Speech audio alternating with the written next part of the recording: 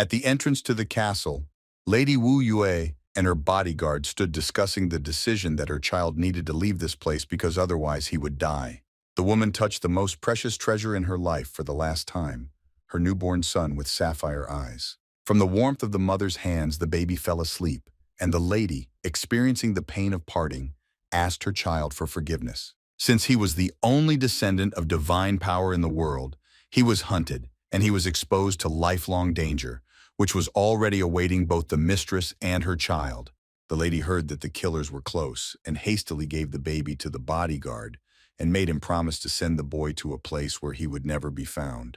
The child was separated from his mother, and the powers were sealed, and now the bodyguard stands in front of the woman whom he instructed to raise the boy, finally saying that he must return and protect the mistress, and the baby will have to survive relying only on himself. While the child was abandoned in the slums full of sin in the castle, all 7 clans rose up against one Lady Wu Yue, and one of the leaders advised the woman to go with them in an amicable way. There was only one reason for the current circumstances, and that was the envy of the gods, so the clans who took this path would soon regret what they had done. Meanwhile, the boy living in the slums and surviving the harsh life was actually God who fell like a star from the sky. The guy had to fight for his life, running into trouble because he was able to get food for himself. As a teenager who lost his memory, he walked across the blade of a knife every time in order to live another day. It was difficult for the guy to resist gangs of healthy and brainless scum who could beat him every now and then for infiltrating foreign territory. But this was the case until he was 18. People always demanded bread in circuses, so the identity of Lady Wu Yue's son and the man was revealed by one random display of fighting. The hunt continued, so mercenaries were released to kill an important target. As if awakening from sleep, the defenders approached the meeting one by one, not lagging behind the thugs. Each of the heroes mastered the technique of their family in order to fulfill their destiny. The heroes were students of their own parents who passed on to their children not only wisdom, but also skills. Some of the descendants were created completely from scratch to carry out a mission on a global scale. Some had to say goodbye to their parents and, despite their appearance, go to fight. During the confrontation, the dark and light sides merged in the struggle to maintain balance in the world. Tears washed away the bitterness of loss, and the empty place inside acquired a fierce fire of desire to live. In place of loneliness and hopelessness, there was a friendship that was stronger than any weapon. Different stories merged together, intertwining the past and the future, creating a new time. The haunting feeling of the ground disappearing from under their feet haunted the heroes literally and figuratively. The risk of destroying the world was each time closer than one could imagine. The lands of the exiles looked like a post-apocalyptic city, washed in blood and crushed by ash and dirt. Only thanks to signs and dim lanterns could one see the streets. The air was so polluted, and a guy stood in front of one of these bright advertisements, reading the details. The advertising banner announced a fight club called The Walking Dead, the slogan of which was that death is hope, and the maximum winnings for a survivor were 3 million. It was the sum of money that attracted the guy, and he thought in his head that if he could win, then this money would be enough to buy something for one person. The stream of thoughts was interrupted by a sharp clap of a palm in the back and the question of what the guy was staring at. The boy with sapphire eyes timidly shouted that it was nothing, thereby giving himself away completely. The guy, very funny, tried to cover the huge banner with his body, but his friend was still able to read what was written on the sign. A friend was very skeptical about the advertising slogan, not understanding what kind of hope after death he was talking about, and added that only silver people could come up with such an advertisement. A friend explained that it was as if they were living on a chessboard. In fact, the silver ones turned their lives into a game, forcing people to exterminate each other, taking comfort in this. The guy pointed his finger at his friend with suspicion that he had already thought of something, but the boy turned his head, denying these suspicions. The young man decided to shift his focus and asked his friend if he had gotten supplies. The friend pulled aside his cloak, which hid not only supplies but also a prosthetic arm, and answered with a smile that he managed to get food for dinner. The boy with sapphire eyes was glad and at the same time proud of such a life companion. But the smile suddenly disappeared from the guy's face as he took a closer look at the prosthetic on the arm of his friend Ah-chun. The boy understood that there was no room for delay, and it was time to remove the prosthesis because, due to its rust and malfunction, the arm was rotting. Ah-chun looked around and awkwardly covered the supplies with his cloak, reminding his friend that if anyone saw their food, they would be in trouble. Chun grabbed his small comrade by the clothes and dragged him into the shelter like a small child. The guy had no choice but to accept his fate. But a plan was already firmly ingrained in his head on how to get money. In an abandoned alley behind the truck, some hooligan was snatching the last food from the hands of the poor guy. The weak and defenseless old man had a lack of strength due to lack of food, and no matter how he grabbed the food, the hooligan threw the elderly man to the ground for his life, snatching the box of food and wished his grandfather to die quickly. The robber sat down and the truck started moving, and in the back lay a mountain of such boxes, and when the old man begged not to take the last one, the hooligan shouted that if the grandfather wanted to eat, then let him give him money. The thief threw food into the back of the car, along with the rest of the boxes, shouting that they had filled the car to capacity and that special supplies were written on the containers. All this time, two friends stood between the walls of the houses, waiting for the truck to leave, and if the younger guy concluded that now it was impossible to walk this road and asked Chun to leave, then Chun told his friend to wait. The guys looked at the old man who was screaming in despair and waited for the right moment. Chun checked to see if there was anyone else besides them and the old man and walked out from under the gate. Chun shouted to the old man to catch and throw one of the containers with supplies. The poor fellow crawled to the box and Chun shouted after him to quickly return home and not wander around the street. The old man ran home as fast as he could, clutching the box of food to himself. And the poor man's fear was quite understandable because in the exile zone people endlessly fight for food, and those who do not have the strength to protect themselves can only die. The guys looked after the running man, and Chun said that they shouldn't linger here either. The old man, holding in his hands his last hope of holding out a little longer, ran into the door of the house. The poor fellow climbing the stairs heard voices from those who were worse than death, and raising his head, realized that if he did not want to die, he would have to give up the food. Humanity, kindness, and trust in the exile zone are worth nothing, but there is only death, and it doesn't matter whether you have food or not. Meanwhile, the guys also returned to the shelter, and Yue criticized Chun for giving his portion to the old man. But the comrade, calling his friend an imp, said that half was enough for one.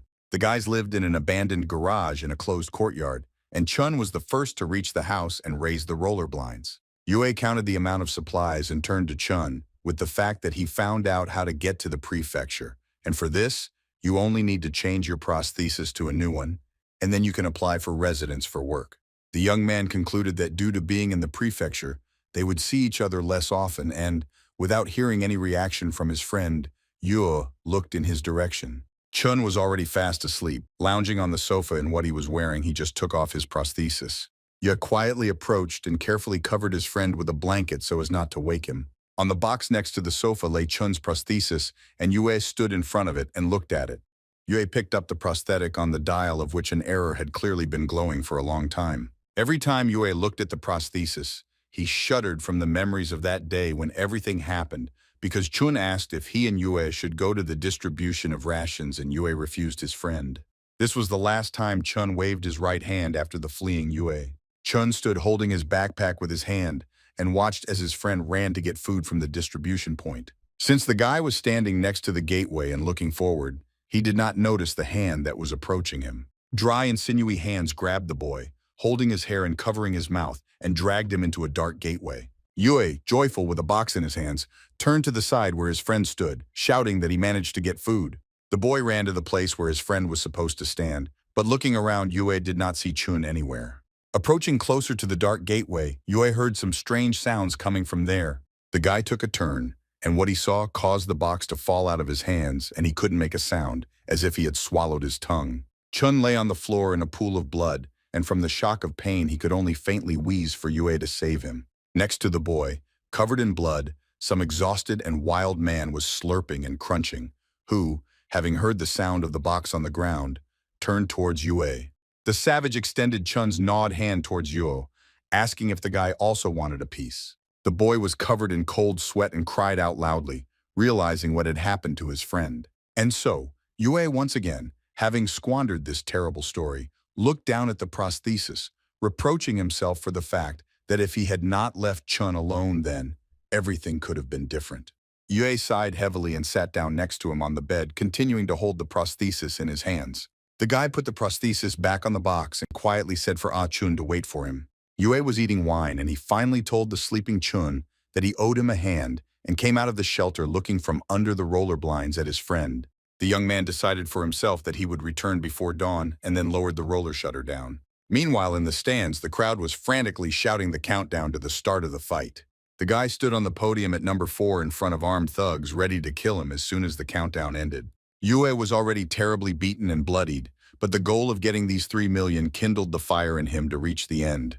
If you could look at the place where the divine child was thrown from a bird's eye view, you could see a division into 3 completely different worlds, and the highest of them was the Pantheon, and in the middle was the prefecture, and at the very end the zone of exiles. This entire circle rules in the world of espers, where every child upon reaching 8 years of age is required to undergo an ability rank assessment. Having determined a person's abilities, they put on a collar with information about the wearer that corresponds to internal strength. And each collar, in turn, had a specific color according to one of the 5 ranks into which people were divided. And the very first of them was special or golden. The second in rank was considered the highest or silver, which was also a good privilege. The penultimate were the middle and ordinary ranks, and the colors were copper and gray respectively. The lowest color was black, which was worn by the so-called scum, which is where Yue ended up. In order to get into the ring, Yue had to come to the registration point at the Walking Dead Club, where those who wanted to were loaded onto a bus. But there was little appearance, and everyone who wanted to get into the ring was still scanned before that. The guy approached the inspector, and the officer pointed the scanner beam at Yue's collar. The scanner beeped with an error signal, and a red card appeared on the screen with Yue's photo on it. The inspectors were wearing copper collars, and one of those who was wearing glasses raised them to look at the guy, and Yue immediately explained that this warning pops up every time he receives food for many years. The inspectors immediately began to discuss this problem since they had never encountered anything like this before. And although in the exiled zone it makes no difference to something like this, in the prefecture they should be more careful. So the one with the glasses told the second one to scan again. But even the second time, when the scanner beam was aimed at Yue's collar, the equipment gave an error signal. The inspector with glasses shook his head, indicating that it would be impossible to let the guy through. And behind Yue, meanwhile, there was an irritated exclamation from one of those who wanted the small fry to get out of the queue since he couldn't register. Yue continued to show the back of his head to the irritated man standing behind him, ignoring his angry cries and threats. And when the big guy in the yellow jacket came up to slap the guy on the back of the head, Yue very deftly waved his hand. At the moment, Yue was dodging the hands of the enraged man opposite the bus, sitting on the remains of the store. Those who were not allowed onto the transport were watching everything. The guy looked indifferently at the huge idiot in front of him, who apparently had no intention of calming down. This inadequate person, as if on purpose, decided to tease Yue by not only looking at him, but making a face. But Yue, without answering anything or even raising an eyebrow, turned back to the inspectors with a request to scan again, which shocked not only the inadequate guy, but also the inspectors themselves. The young man began to explain to the inspectors that he needed to get to this fight, but immediately Yue's gaze caught the threat behind him and reacted. The stupid pile of muscles decided to kick the kid so that it would finally be his turn to get on the bus, but he never expected the guy to dodge. And when Yue dodged and the bully was sitting on the splits, which he clearly could not do, the guy finished his proposal to the inspectors. The officers looked at each other and exchanged a few words that the guy was actually not a mistake. And one of those who sat opposite the bus also did not remain indifferent to what the boy was able to do. Throwing mud at the guy, the would-be fighter in a yellow jacket tried to pull himself together. Being behind the young man's back, this freak wanted to act in the most base and vile way, as befits scum, and took out a hidden knife. The inspector with glasses said that Yue's data had been re-uploaded, so he could get on the bus for now, and the second officer, meanwhile, held the fool with a knife. The officer looked at the big man and calmed his ardor, saying that he would still have time to do what he had planned, adding that he could kill the guy in the ring. Duralai made a dissatisfied face and had to calm down to get on the bus. One of the refuseniks stood and was indignant at the fact that the inspectors had problems with their eyes because they took a skinny monkey, that is, Yue, but they didn't, to which another refusenik explained that different people should take part in the battles because it's more interesting. The refuseniks looked at the window where Yue was visible and laughed because the ratings would creep up, and that they couldn't wait to see how little they would do in the ring. One of the refuseniks knew something more than his narrow-minded friend surprised them by explaining that because of idiots like them, of which there are quite a lot, people without abilities were labeled as scum, which allowed the espers to play with them. This man stood up and, without waiting for an answer from the scum or understanding, put out his cigarette and headed towards the bus. The man decided to add that the guys were very lucky that they were not chosen because they would be able to take a couple more breaths, and not paying attention to the indignation and a bunch of questions, he walked further to the bus. The refuseniks thought that this man was the same as them and therefore sat next to them, but he told them that by chance he decided to smoke on the side. This man seemed familiar to the scum, and turning to them in profile, the man asked if he had won enough fights yet. And raising his hair and throwing his head back, he reminded that in front of them was Qin Tian, the owner of a series of victories for the Walking Dead Club. Because of his outerwear, the scars that Qin had accumulated for 40 years as the king of the ring, having already won 8 victories in a row, were not visible. The inspectors turned to Qin so that he would not miss the flight again and board the bus. Qin climbed into the spacious interior of the transport, which was taking many passengers to certain death. The doors of the bus closed, and from that moment on, just like on other days, the hope was only for survival. In this part of the world, no matter how hard you try, death cannot be avoided, and even now the bus only went in one direction. While the bus was moving in a given direction, the server department of the prefecture was already looking through information about those who were traveling here. Someone actively went through the buttons on the keyboard until he came across the necessary information. In front of the monitors that illuminated the dark server room, the silhouette of a man stood looking at something on the screen. A person from the gold rank noted that the eyes of the one who is now on the screen are so similar to the eyes of a certain woman. A dossier of Shan Yue, whose age was 18 years old, was displayed on the screen, but the address was not indicated, and it was by his eyes that the man recognized that the guy was a child of God. Shan looked at the passing picture in the window and was worried about returning before dawn, and then Chun would not know anything, because otherwise he would scold Yue. Shan's imagination ran wild, and he imagined his friend with a baton in his hands and realized that this was even worse than him now going to the ring, which was very funny. Yue looked into the reflection of the window and saw that same stupid big guy in a yellow jacket swinging over him with a knife. The big man kept itching to kill the kid on the way to the ring, so without hesitation he raised the knife over him. And at that time the guy felt for the seat button and without panicking and without getting up, pressed it. Shan brought the seat to the sleeping position and thereby struck the big man's hand, causing the knife to fly out.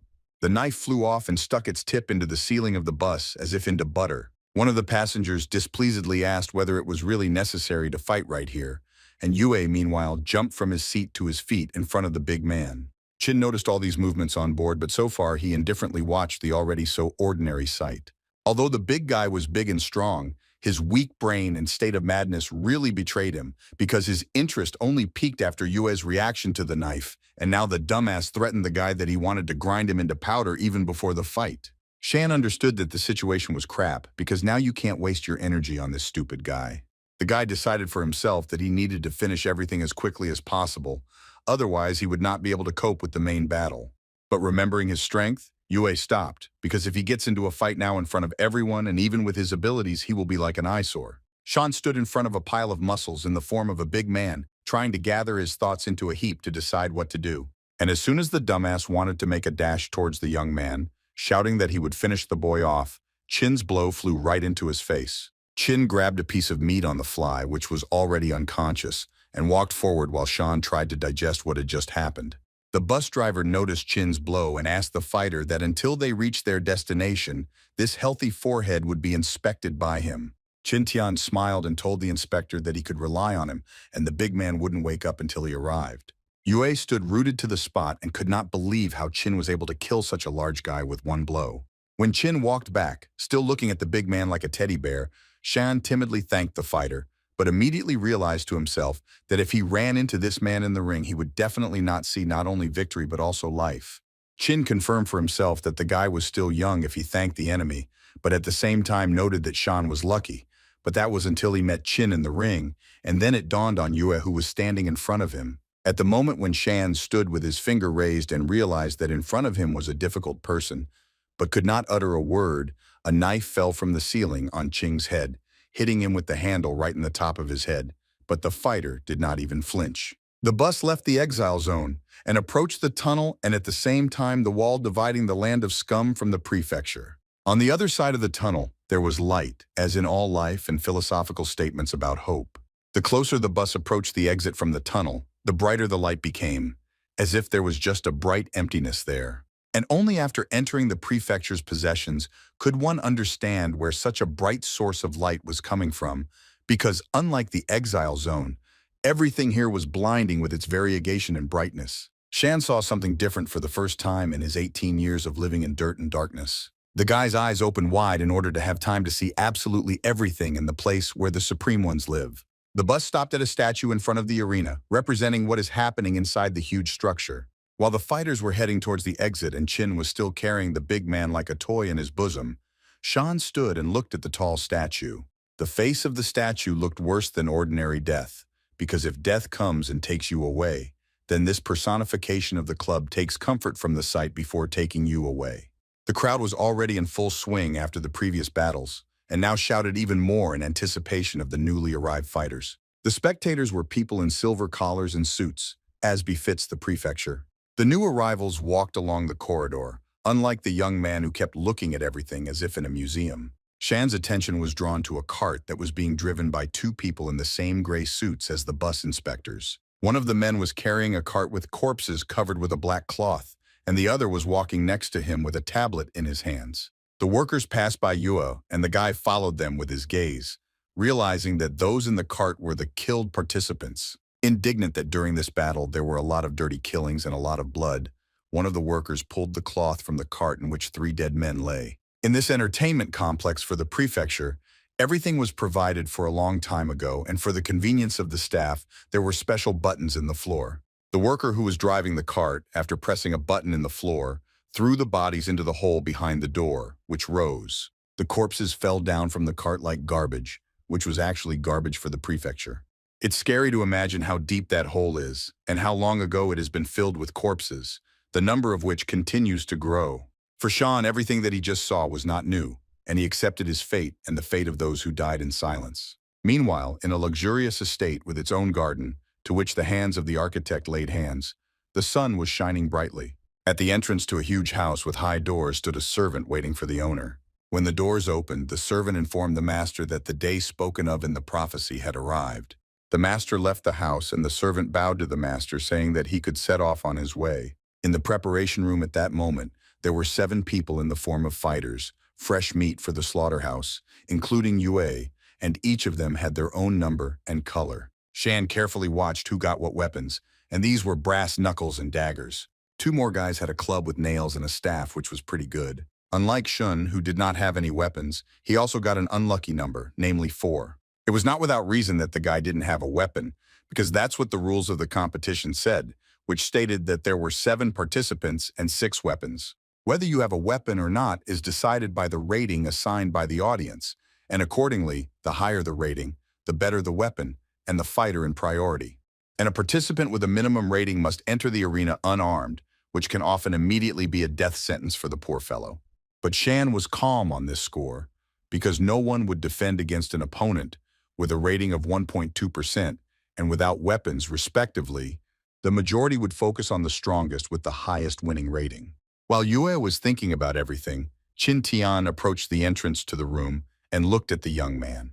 The king of the ring did not say anything but turned around and left, but the guy's head was still filled with thoughts that he was worried about Qin's strength. And Yue also came to the conclusion that it was not so difficult for a fighter with such abilities to survive in exile. One of the participants came close to Shan and asked the guy if he knew the king of the ring. Since Yue, as usual, ignored the opponent's words, the fighter with a rating of 30.5% again asked if the little one knew Qin Tian. This time Shan answered in the negative, realizing that there was nowhere to go anyway, to which the Troika replied dissatisfiedly that he only wanted to find out if Qin would help the guy out, and asked what was wrong with Yue's face. The Troika did not lag behind the boy, and looking closer and closer into Yue's face, asked if the guy was hiding something, because as far as the Troika knew, Qin only cared about strong guys, and Shan replied that that was not the point at all, because he was even without a weapon. Troika leaned his forehead on Shan's forehead, and continuing to smile menacingly, warned the guy not to lie, and continuing that otherwise he would not let him out, he put a gun to Yue's stomach. The sound of the start of the competition came from the ring, and Yue smiled sweetly and wished him good luck. Workers in gray uniforms stood in front of the ring steps and addressed the participants with the condition that in order to ensure proper conduct of the competition, they needed to put on the prepared equipment before entering the arena. In the hands of the club employee were 7 round devices that at first glance looked like tablets or magnets. One of the fighters shouted that these were mini-bombs, and the Troika cynically told the workers that they had a dime a dozen trump cards in their pockets, and the fighter behind the Troika, and Yue was clearly shocked by the turn of events, and the guys in uniform replied that the fighters could perceive bombs as gifts. There was nowhere to go because the outcome was still the same, so everyone took away the so-called gifts. Shan, like everyone else, put a bomb on his collar and asked the workers if he could now enter the arena, to which they agreed. Amid the howls and roars of the audience, as well as stormy applause, the fight was soon to begin. Drones were flown to record and broadcast the battle, and the announcer announced that there would be only one survivor in this competition.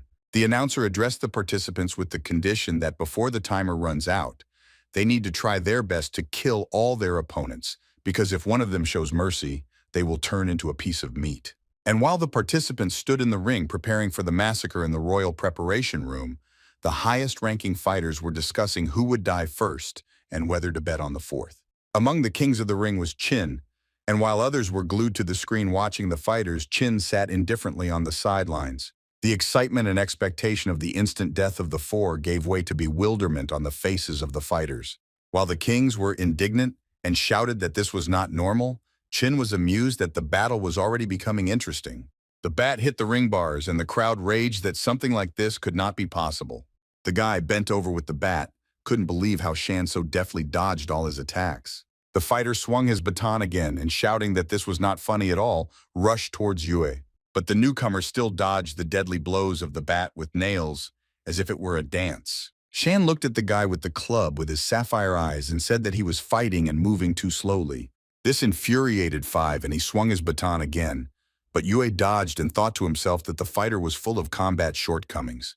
Having escaped from the blow of the bat, Yue emerged with his fist and hit the Five in the jaw. Fighter number 5 prevailed over Yue, both in height and weight, so the blow came with difficulty for the young man.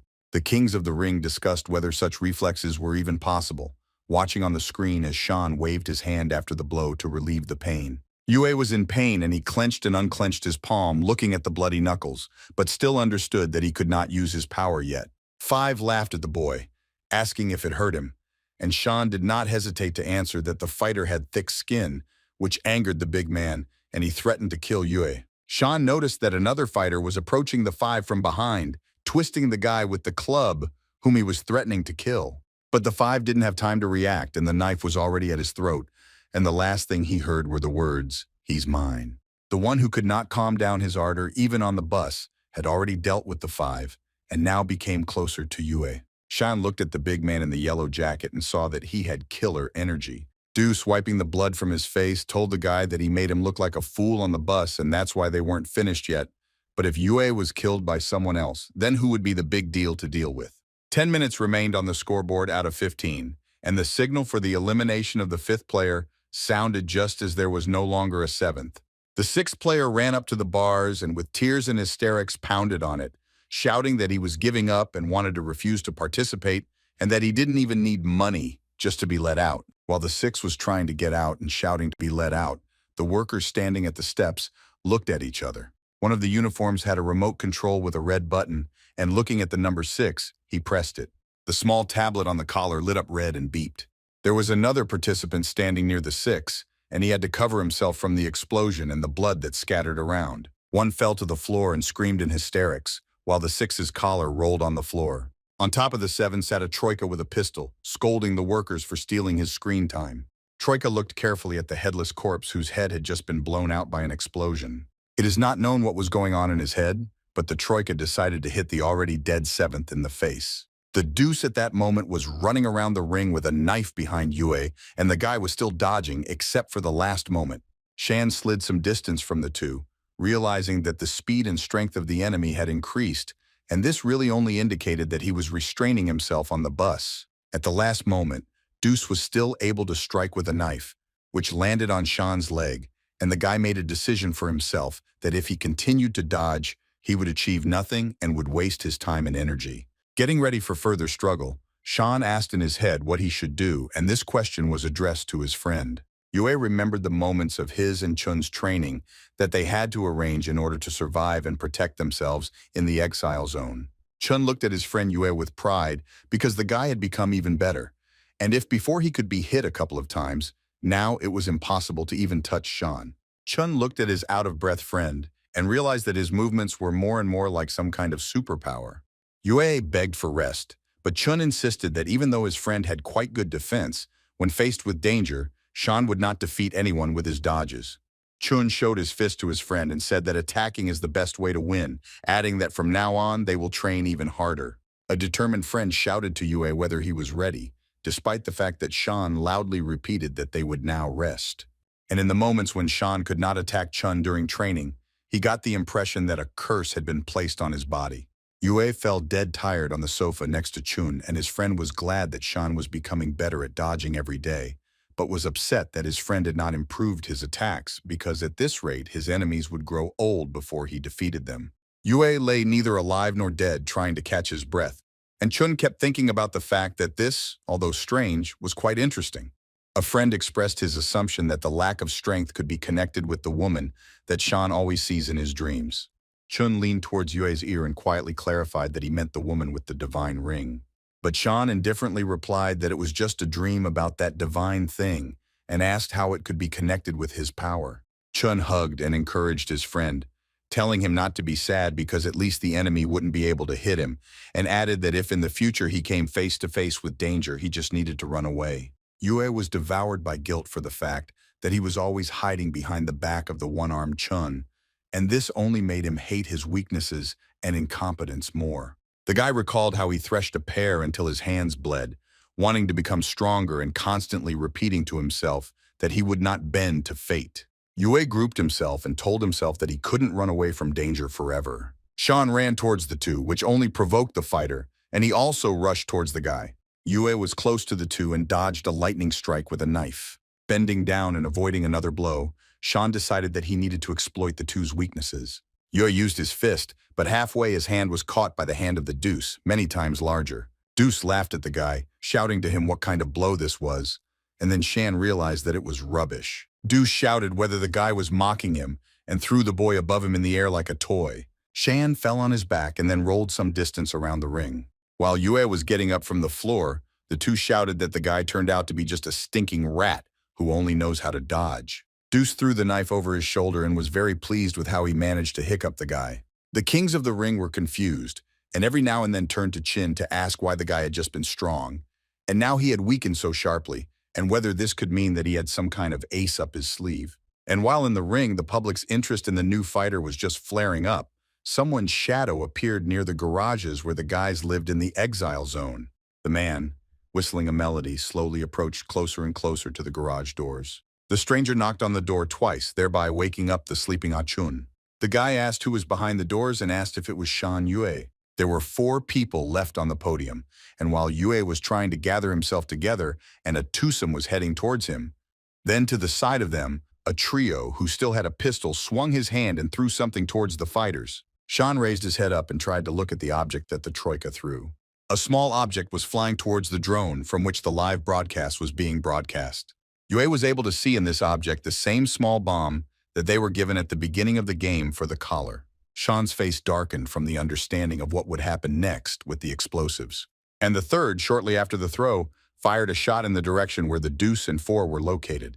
A powerful explosion occurred above the heads of Shan and the 2, and the announcer, only in a commendable manner, told the third how vile it was, and added that this was to be expected from a player with the highest rating. The Deuce received a severe burn and stood covered in smoke, covering his face with his hand. The third was rejoicing that the smoke would now clear and he would see Yue dead.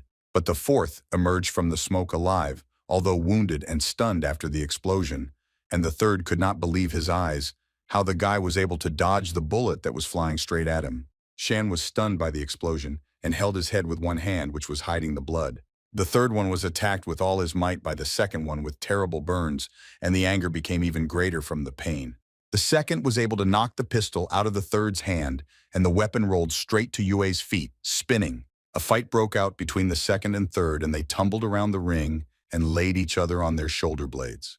The third was dominated by physical strength, while the second was already exhausted and wounded, which the troika noticed, and without even taking the knife from the opponent's hands, simply began to press it on the body. The second understood that his strength was running out and turned to Sean and yelled for him to take the gun.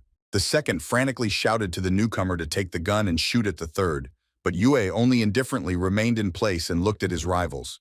To save his life, Deuce was already shouting that he would let Sean win, and that he would give him part of the money, and the knife was getting closer to the body. The third finally told the two that he was a fool, and leaning with his whole body plunged the knife into the heart. The second could no longer breathe, but only wheezed, choking on blood, and rolled his eyes and died immediately. The third got to his feet, and looking at the second said that he was very sorry because the guy was not bad. Troika stared at Sean, saying that he was next, but at that moment a pistol shot sounded. The third looked down at the hole in his body that was already oozing blood, but did not make a sound and did not grab the wound. The next 3 shots hit the head and torso, causing the third to lose his balance and begin to fall. The pistol ended up in the hands of the first one, who, no longer in himself, shouted that 300,000 would be his. The third fell loudly and dead to the floor of the ring right next to the second. Out of 7 participants, only 2 remained in the arena, and all this was seen live by the audience both present and on the broadcast. The Walking Dead Club Arena was the largest and most colorful attraction in the prefecture. The battle was broadcast on one of the skyscrapers, where all the remaining participants were visible in close-up. A man in a strict and respectable suit was just watching what was happening on the big screen. The stranger looked at Sean and told him not to dare to die, and activated his power, which emitted purple electrical discharges. At the same instant, the glass in the street lamps burst due to overvoltage, and they went out. It was as if the power that man used began to cover the prefecture like a dark wave, and the light began to disappear as it approached the arena. People watched as all the electronics in the city crunched from overvoltage and crashed, showing an error or stopping working altogether. This massive shutdown and explosions of light sources were not only external, but also internal, causing some people to be injured. The prefecture sparkled with purple discharges and went dark, which ultimately led to pitch darkness except for the main source of light in the arena. This man was happy with the work done, as if nothing terrible had happened, but just some ordinary thing. Sean, although weak, told the first one that he would not receive any money. The first was little concerned about Yue's statement, since his main argument was the pistol in his hand, and he asked how the unarmed fourth was going to fight in such a case. Sean admitted to himself that he really couldn't win in such a situation, but he was not going to give up. The announcer noticed that Yue was getting up from his knees, and bringing the camera closer to him, announced to everyone that the fourth would fight to the end. The first one took the pistol with both hands to make the decisive shot, and the announcer only urged him on in this. But Yue, realizing that it was not so easy to go so far and Chun was waiting for him at home, decided to continue the fight no matter the cost, and then a shot sounded. Shan closed his eyes and took a deep breath, concentrating and sharpening all his senses. The guy felt a bullet flying in his direction straight to his head and caught a barely audible smell of rust in the air. Right before the bullet hit Yue's head, he quickly dodged it. The announcer could not contain his surprise and shouted to the first one whether he was even able to finish this fight because the enemy was so close. But the fighter missed. The first one began to chicken out from what he saw, and the gun fell out of his hands, and he stammered and asked how the fourth one was able to dodge the bullet because they are both at the lowest rank. Shan felt dizzy and weak, but the guy told himself that it was too early to pass out.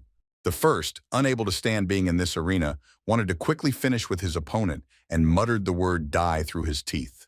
The first had a knife in his hand and screaming, he rushed at the fourth to finish him off. But Sean decided that he needed to survive, which means he chose to fight, and thus he again dodged the blow thanks to his strength. Now Yue could smell the rust more clearly, and noticed that the first one was already quite weak and was attacking in a state of shock, so the guy struck under the jaw. The fourth understood that if he was fast enough, he would be able to guess the moment and win, so with one hand he grabbed the first by the hand, and with the other he took away the knife and swung it. The knife was a couple of centimeters from the first one's neck, and Yue also didn't forget about the timer that was almost expired. Only the fourth did not kill the first, but only froze with a knife at his neck. The guy felt someone with incredible power heading into the arena. The scoreboard, meanwhile, showed the last 4 seconds before the end of the fight. The kings of the ring sat at the screen and screamed why this kid wouldn't finish with the first one, because there was only so much time, and Chin just continued to watch but also did not hide his misunderstanding. The screen on which the broadcast was broadcast in the king's room went out and purple sparkles came from it. Chin looked at the exit from the room and thought that this was not just a power outage. In the dark corridor of the arena, the confident and even step of the one who was involved in turning off the lights was heard. Chin realized that this is a certain person who has the ability, and right now, he is heading towards the ring. At the last second, the main ring board went out, and the participants remained standing in the arena. Sean held a bomb in his hand which also sparkled, and did not understand why it was removed. While the first fell on all fours and muttered to himself that he was saved, the fourth at that moment felt that it was not yet time to let down his guard because someone was coming here. A worker opened the grid and told the participants that they had some problems with energy, so the end of the competition was postponed and asked them to go back to the rooms and wait for the announcement. Sean silently backed away after the worker, but the first one still did not calm down and bombarded him with questions about who would win and where the money was and who would receive it, and whether it would be possible to divide it, into which the guard said that management would negotiate the reward. Yue stopped right next to the culprit of all this chaos, who was already waiting for the guy. The man in the suit praised the young man that he had done a pretty good job, causing mute surprise on the guy's face. The stranger smiled and asked if the guy wouldn't even thank his savior. Sean could barely look at the so-called savior with one eye, and he wanted to ask a question but could not.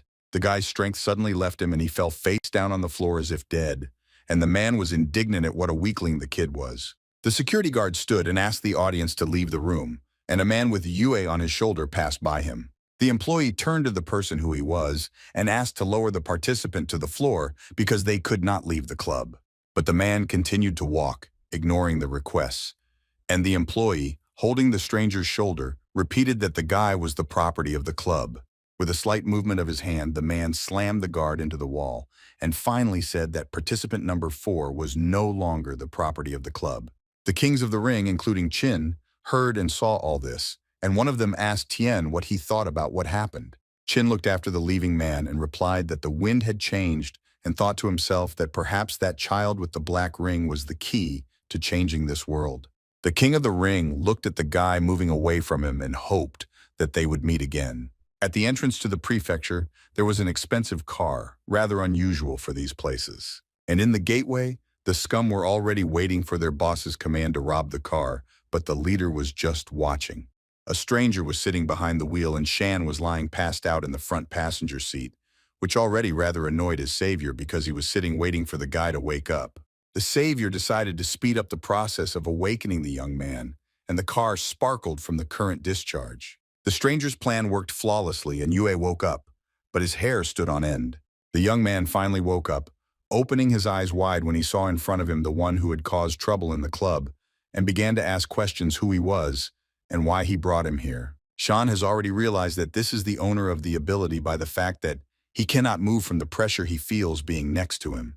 The guy concluded that the owner was definitely of the highest level, if not special, but he was interested in the question of why he needed to save such trash as him.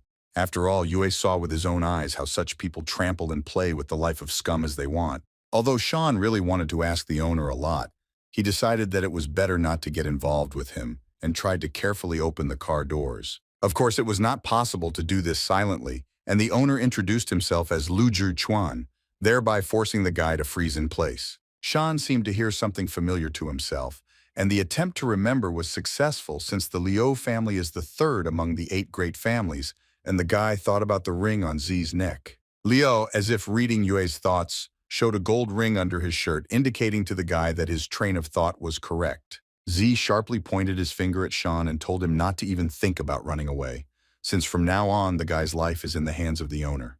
Liu looked at the guy's bright sapphire eyes and called him God's child. Liu explained that behind the legend above the special class, there was another more impressive divine class, and one person from the divine class was superior to 100 people from the special class due to the concentration of abilities. The existence of a representative of the divine class was similar to the name of their category, that is, they were equated to gods. Sean answered Z that he had heard about the legend and about a person with a divine class named Liu Song, and Lu immediately replied that the same Liu was his great-great-grandfather. Yue began to compare the information logically, that if he is a divine child, then he is the child of Liu Songting, and he in turn is the great-grandfather of Liu Chuan. And in horror, Sean covered his mouth with his hand and quietly asked if he was Liu's great-grandfather. Liu threatened the guy not to talk nonsense and indicated that the legends he had heard about the divine class were not entirely true. Z showed 3 fingers and said that since the appearance of the first holder of the ability, 3 people with the divine class were known. Liu, of course, talked about all three, naming the first great-great-grandfather Liu Songting, the second was Lady Wu Yue, who had the gift of foresight and immortality, and the third person disappeared after being recognized as a divine class. Z pointed his finger at the guy and said that Shan is the child of the owner of immortality Wu Yue. Shan smiled, taking it all as a joke, and asked Liu if he really wanted to say that the guy did not belong to the scum. But the smile abruptly disappeared from Yue's face when the memory of that dream that he constantly had came to mind. Shan asked himself the question that the woman from the dreams turned out to be his mother, and Liu, seeing the guy's stupor, said that he understood that a lot of questions would arise in the near future and promised that he would gradually answer everything, but for now, it was important to ensure safety. Z explained to Shan that his face was broadcast throughout the jurisdiction, which is why they would soon learn about the guy in the heavenly city. God found it amusing to talk about such things, and smiling, he told the boy that there was very little time left before those who wanted to kill him began to appear, and this was an omen of the beginning of a new war. The guys finally moved, driving through the streets of the exile zone. Liu periodically glanced at the guy, realizing that he still would not accept the truth that had befallen him 18 years later. Z asked Shan why he took part in the battle, because a guy should be aware of the limits of his strength, to which Yue replied that he needed money, but Liu did not understand why. Without answering his savior why he needed money, the guy asked him to stop instead. The guys approached some hardware store, and a man with an eye patch displeasedly asked Shan whether he had brought money this time, to which he replied in the affirmative. Yue looked at Liu, and the savior was surprised and asked if he looked like money, to which the guy quite reasonably replied that Liu had taken responsibility for the boy. Z looked at the seller and said to give the guy the best, from which the man's menacing look changed to terribly pleased. While the seller was packing the best prosthesis, Shan explained to Liu that he had a friend with whom he grew up, and his name was Ah Chun, and his class was below standard, so he did not need to stay in the zone. But because of Yue, the friend took advantage of his disability to stay. The young man also finally explained to his savior that he wanted to win the match in order to buy his friend's hand, because with it, Ah Chun would be able to move normally and get a job in the jurisdiction. The seller gave the prosthesis to the guy, and Liu at that moment looked at the child and thought to himself whether the boy knew that the tournament in which he took part would change so many human lives. Leaving the store, Liu reminded the guy that anyone he came into contact with could become their target, and added that if Shan cared, he would need to leave Ah Chun. Yo finally asked if he could return to Ah Chun and explain the situation before further actions were planned between him and Liu, and besides, the guy had many more questions. The savior agreed to the guy's last wish before changes in his life, and when they arrived at the garages, Z said that he would wait in the car. While Yue was walking towards the door, a bird flew onto the wall at the entrance to the guy's home and carefully watched the guy. Shan was in a hurry to see his friend, but was worried that he would scold him, because the guy looked rumpled, but it was still worth it. And having driven away thoughts of punishment and excitement, Yue was no longer eager to tell his friend about Liu and that he was a divine child.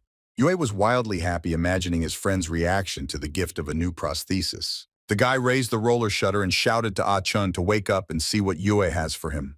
Shan walked into the dark garage without looking at his feet and was already beginning to tell his friend that he would never believe what he heard. But Yue fell silent, feeling that he had tripped over something on the floor, and began to look closely at the obstacle in the darkness. On the floor at the guy's feet lay his friend's completely disabled prosthesis, covered in blood. Somewhere from the depths of the garage came a sweet voice that said that the guy had finally returned and that he had been waiting for him, and Yue stood like a stone and looked at the prosthesis. A voice from nowhere continued to say that if I had not seen it with my own eyes, I would never have believed that the boy would hide in such a dirty place where no one with the ability would set foot, which is pretty smart. The man in the suit and silver collar snapped his fingers because to a large extent, all decisions were given to him that way. The light turned on, and before Shan's gaze, there was a killer sitting on the sofa with his foot standing on Chun's body, and this man said that it was an honor for him to meet God's child. Everything swam before Shan's eyes, and he looked at the dead body of his friend. Yue was torn apart from the inside, and he frantically shouted his friend's name, hoping that he would still hear him. The killer stood up, raising his hands up, and solemnly said that he found Yue first, so now he is closest to the deity. It became difficult for the guy to breathe, and he broke out into a cold sweat because he didn't even pay attention to the man but just looked at his friend. Just like on that ill-fated day when Shan almost lost his friend, this time the box fell from his hands to the floor again. Yue screamed loudly from the pain of loss, cutting through the air and not believing that he was now seeing what he was seeing. The killer just as indifferently stood with one foot on Chun's body and asked if the guy had such a reaction to this person. Shan, barely able to stand on his feet, ran up to his lying friend, and the man asked if the boy really knew him. Yue did not further notice the killer or what he was saying, but only scared his friend, saying that he had returned and asked him to wake up. The killer still stood and asked if the boy was crying. As befits a representative of the Silver Collar, he called the murdered Chun low-grade trash. The freak grabbed Yue by the clothes, calling him a useless loser, and lifted him up to face him. And the killer, asking if this non-entity, the heir to the deity, hit him in the ribs with his fist, saying that this was complete disappointment. The blow was so strong that Shan flew into the wall, leaving a dent and cracks in it. The tyrant raised his hand to use force and pull the guy's body towards him. Like a toy, Shan found himself near the Silver One, and he took the guy by the neck with ease. Silver was surprised that he really misrepresented himself, because the boy is such a weakling. But Yue didn't lean, because he understood that he could have dodged, and looked with eyes full of tears at his dead friend. At that moment, nothing else mattered to the guy in order to at least make an attempt to survive. Memories of his friend appeared before Yue's eyes, as if he was now standing in front of him, alive and cheerful as always. Choking from lack of air, Shan thought only about why it was not he who died. The strength left his divine child, but he did not resist but accepted his fate. The hand that had just been holding the killer's hand flew down dead. Shan felt that he was flying into some dark world that he had never seen before. The guy fell into the open doors from which two hands were already reaching out to him. Closing Shan's mouth and pushing him further into the door, exactly the same person appeared next to him. The other Shan confidently walked up the steps while the first one fell into the dark abyss behind the door. Finally, the new Yue looked at the falling old Shan with completely different eyes and told him that he was a coward. Shan tried to shout to the newcomer and asked him to wait, but the doors slammed shut. The killer's face lit up with a blue light, and this made him nervous. The guy, without raising his face, firmly grabbed the Silver One by the hand and removed it from his neck. The Silver One, spinning with terrible force, flew off as Shan had previously flown into the wall. New Yue took a deep breath and exhaled as if settling into his body after a long hibernation. The guy went to where the crippled Silver One lay by the sofa, whining in pain. The killer's head was covered in blood, and his hand was broken into smithereens, and he looked at her, realizing that the matter was rubbish. Before Silver had time to come to his senses, Shan was standing in front of him with a completely different strength. The killer tried to cry out for mercy and mumbled something about what he didn't want, but it was too late. Something strong was looking at the Silver One, the aura of which was completely different from what it was before. The scumbag held his hand, which had already turned blue, and lowered his head down. Objects in the garage began to float in the air, and the guy's clothes fluttered in the air. Silver shouted how he could screw up like that and wanted to use force against the guy with his whole hand. But Yue looked at the scoundrel with eyes dark as impenetrable darkness, and was not even influenced by the statement to go to hell. The Silver One's hand stopped right in front of the boy's face and froze like a statue. The bastard was seriously scared, feeling that his hand was not obeying him. Shan, using telekinesis, lifted absolutely all the objects in the room. The child flew up sharply and grabbed the Silver One by the neck, but didn't stop there. With a powerful blow, Shan threw the geek like a rag into the other end of the garage. Silver slammed into the wall so that blood sprayed out of his mouth, most likely from internal bleeding. Yue wasted no time in throwing absolutely everything he had picked up in the air at the killer. The bastard was sitting on the floor under the wall and began to dodge and hide from the boxes and cabinets flying at him. The guy still had a bunch of furniture and other rubbish in his arsenal, so he mercilessly continued to throw everything at the Silver One. This rag had no choice but to stand up in grief and run away to save his insignificant soul. Silver tore his claws and turned to the guy and realized that he had underestimated him because he was wearing a black ring, and it was necessary to finish him off right away. The bastard saw the exit from the garage and remembered that telekinesis has a range. Silver ran to the exit, thinking that as long as he increased the distance between them and went outside, the boy would not do anything. But at the entrance, the brat faced another obstacle in the form of an even stronger opponent. The owner asked the Silver One if he was really thinking of quietly giving up after creating such a mess here. The weakling looked at the lightning attribute as well as the scar on his face and the golden ring, which made him realize that Liu Zhichuan himself was in front of him. This moment of unexpected meeting was to Shan's advantage, and in the blink of an eye he found himself behind the Silver One. Yue used the power of telekinesis to grab his own neck with the bastard's broken hand and strangle him. The silver man's face turned white from lack of oxygen, and no matter how much he beat himself with his second hand, it did not help. The compression force was so strong that the neck broke and tore all the tissue inside. Silver remained on his knees, only his head was already hanging behind his back, and he began to look like a puppet without some of the strings. Liu continued to stand at the entrance sparkling, and Yue pushed the dead body to the floor with his foot. The one who came instead of the usual Shan stared at Liu and breathed heavily. Z smiled at the boy and asked if the guy would attack him too. Shan did not answer but only fell forward on his face, leaning slightly towards Liu. The powers dimmed and dissipated like smoke, and Yue lay completely immobilized. Z stood with folded hands and said to himself displeasedly that somehow he did not look like the savior whom they had all prophesied. The garage still stood open, but it was already quiet inside, and a lot of time passed before Shan came to his senses. The guy exploded as if from a nightmare, and the first thing he screamed was his friend's name. Yue sank, realizing that everything was actually looking at the body covered with a sheet. Then the boy drew attention to the entrance to the garage where Liu stood, and next to the locker lay the silver body. Z was smoking while waiting, and now, after taking a long drag, he looked at Shan and asked if he had woken up. Yue was terribly unsteady, and he could barely stand on his feet, but he still headed to the bed where his friend was lying. The guy opened the sheet and looked at the face of Ah-chun, whose eyes were apparently closed by Liu. Shan, overcoming the pain tearing him inside, silently lifted his friend's body. Yue's weakness was very strong, and without calculating this, he fell to the floor with Chun in his arms. Liu did not interfere but just stood and watched silently while continuing to smoke. Shan, carrying his friend in his arms, walked past Z onto the street, and the owner only glanced at them. The wind blew Yue's hair and ruffled Ah-chun's cloak, and if it weren't for what happened, one would have thought that Chun had just fallen asleep in his friend's arms. In the courtyard under a tree, Shan dug a grave and placed Chun's body there. Yue picked up a handful of earth to throw into the grave but was in no hurry to do so. Shan waited for some more time, sincerely hoping that maybe his friend would come to his senses after all. It was difficult to believe in this loss. But the earth itself slowly began to fall from the guy's hands onto Chun's already cold and pale body. After some time, the grave was filled up, and with it a very important part of Yue. The guy made a cross out of sticks, wrapped them with rope, and placed it on top of the embankment. When it was all over, Shan sat down in front of the grave like one continuous lump of pain. Yue hugged himself with his arms, tucking his legs to his head and leaning his face like that, looking at the grave with his sapphire eyes. Suddenly, a bright sun shone right next to Shan, and he heard a painfully familiar voice that asked how long the guy would continue to have this mournful look.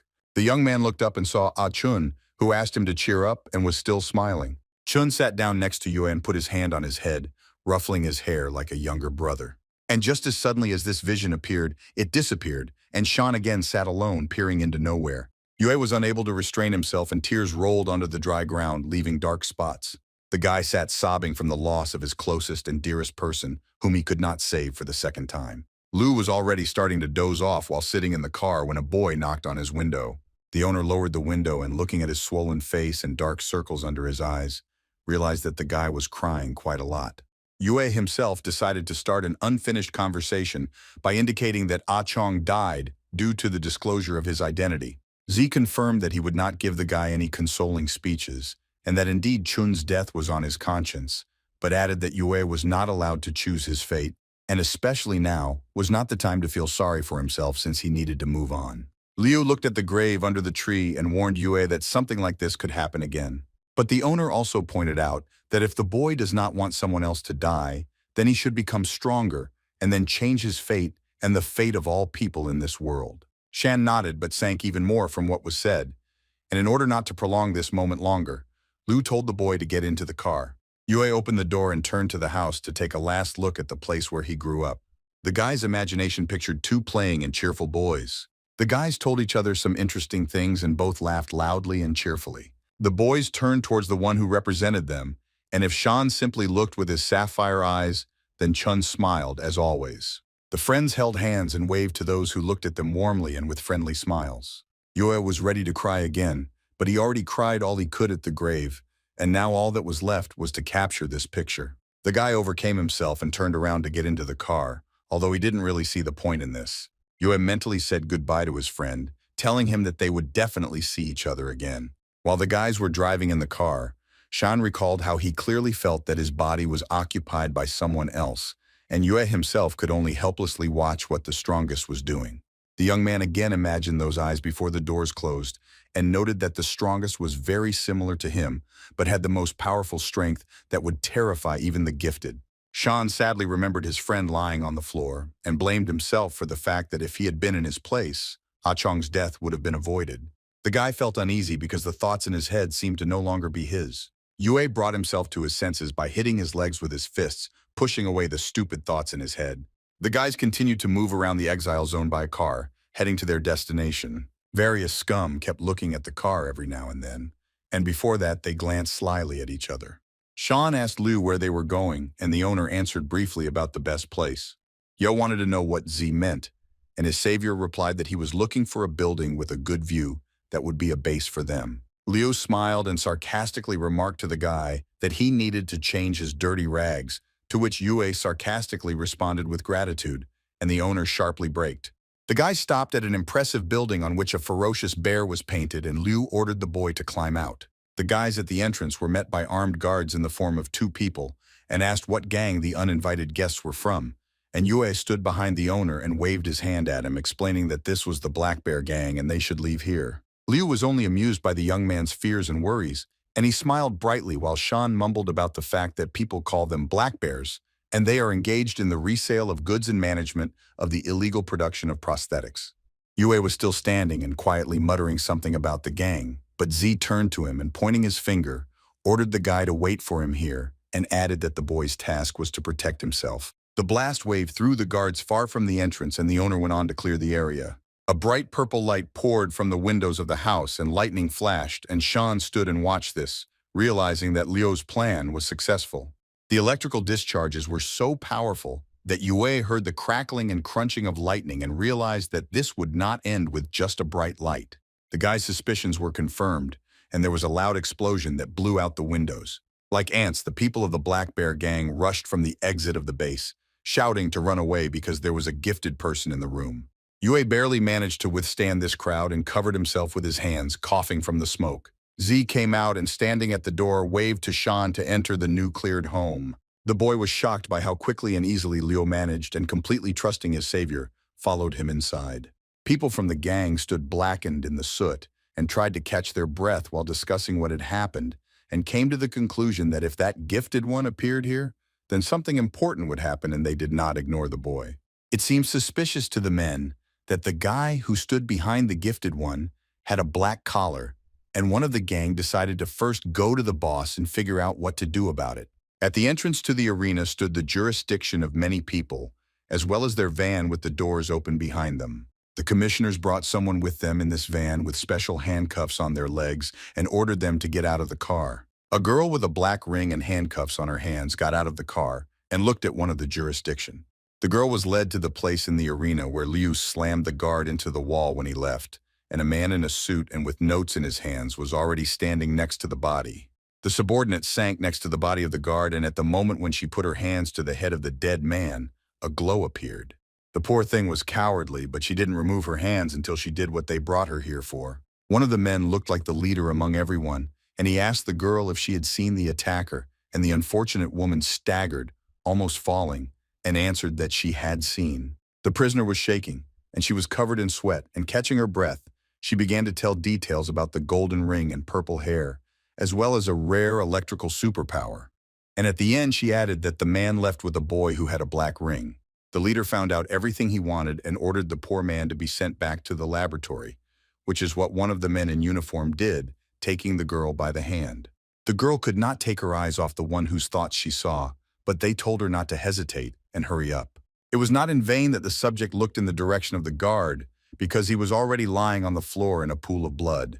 Representatives of the jurisdiction discussed outside that the young master of the Liu house was openly opposing the 8 main houses, but at the same time, nothing was clear about the boy because there were no clues, and the decision was made to report everything to the authorities first. Shan walked along the road with uncertainty and fear, and everything around him was covered in blood. Ah Chun's prosthesis lay in front of the guy again, and he shouted from somewhere far away, asking Shan for help and salvation.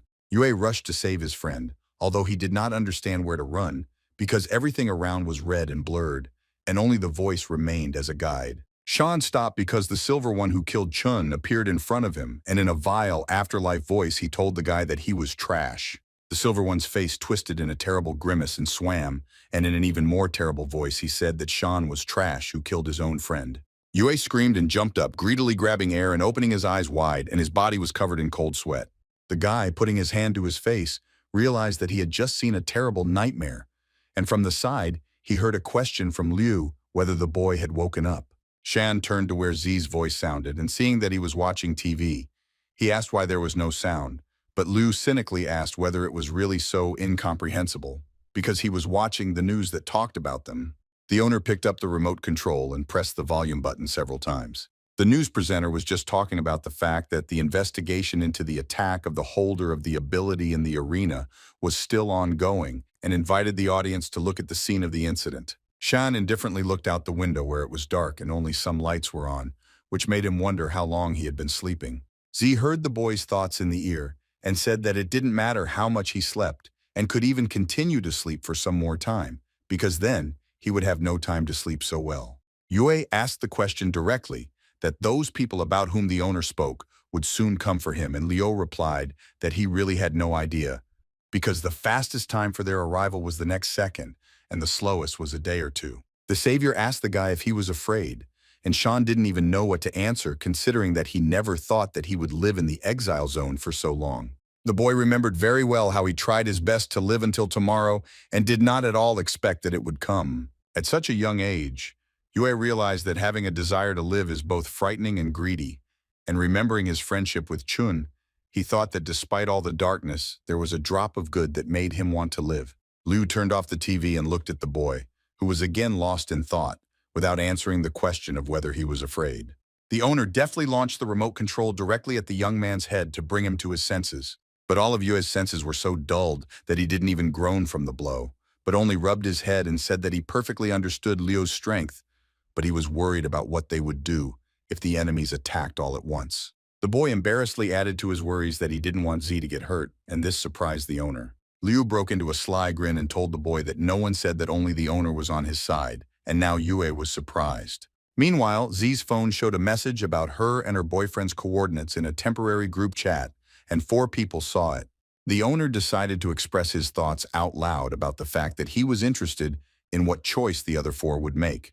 Namely, whether they would keep the promise made 18 years ago to protect or abandon the boy to his fate, or whether they would even go over to the side of the Lin clan. Sean listened carefully to Liu, and although he didn't know who he was talking about, he clarified about the choice, and whether Z really wanted to say that those 4 were not allies. The owner's face showed despondency and disappointment as he plunged into past memories. Z told the guy that at that time Mrs. Wu Yue was supported by 6 clans, and besides his Liu family, there were also Han and Zhou, Su as well as Pei and He. And Lady Wu Yue always believed that division into castes increases the evil of the human heart, and on this basis, she wanted to create a society where espers and people without abilities could exist.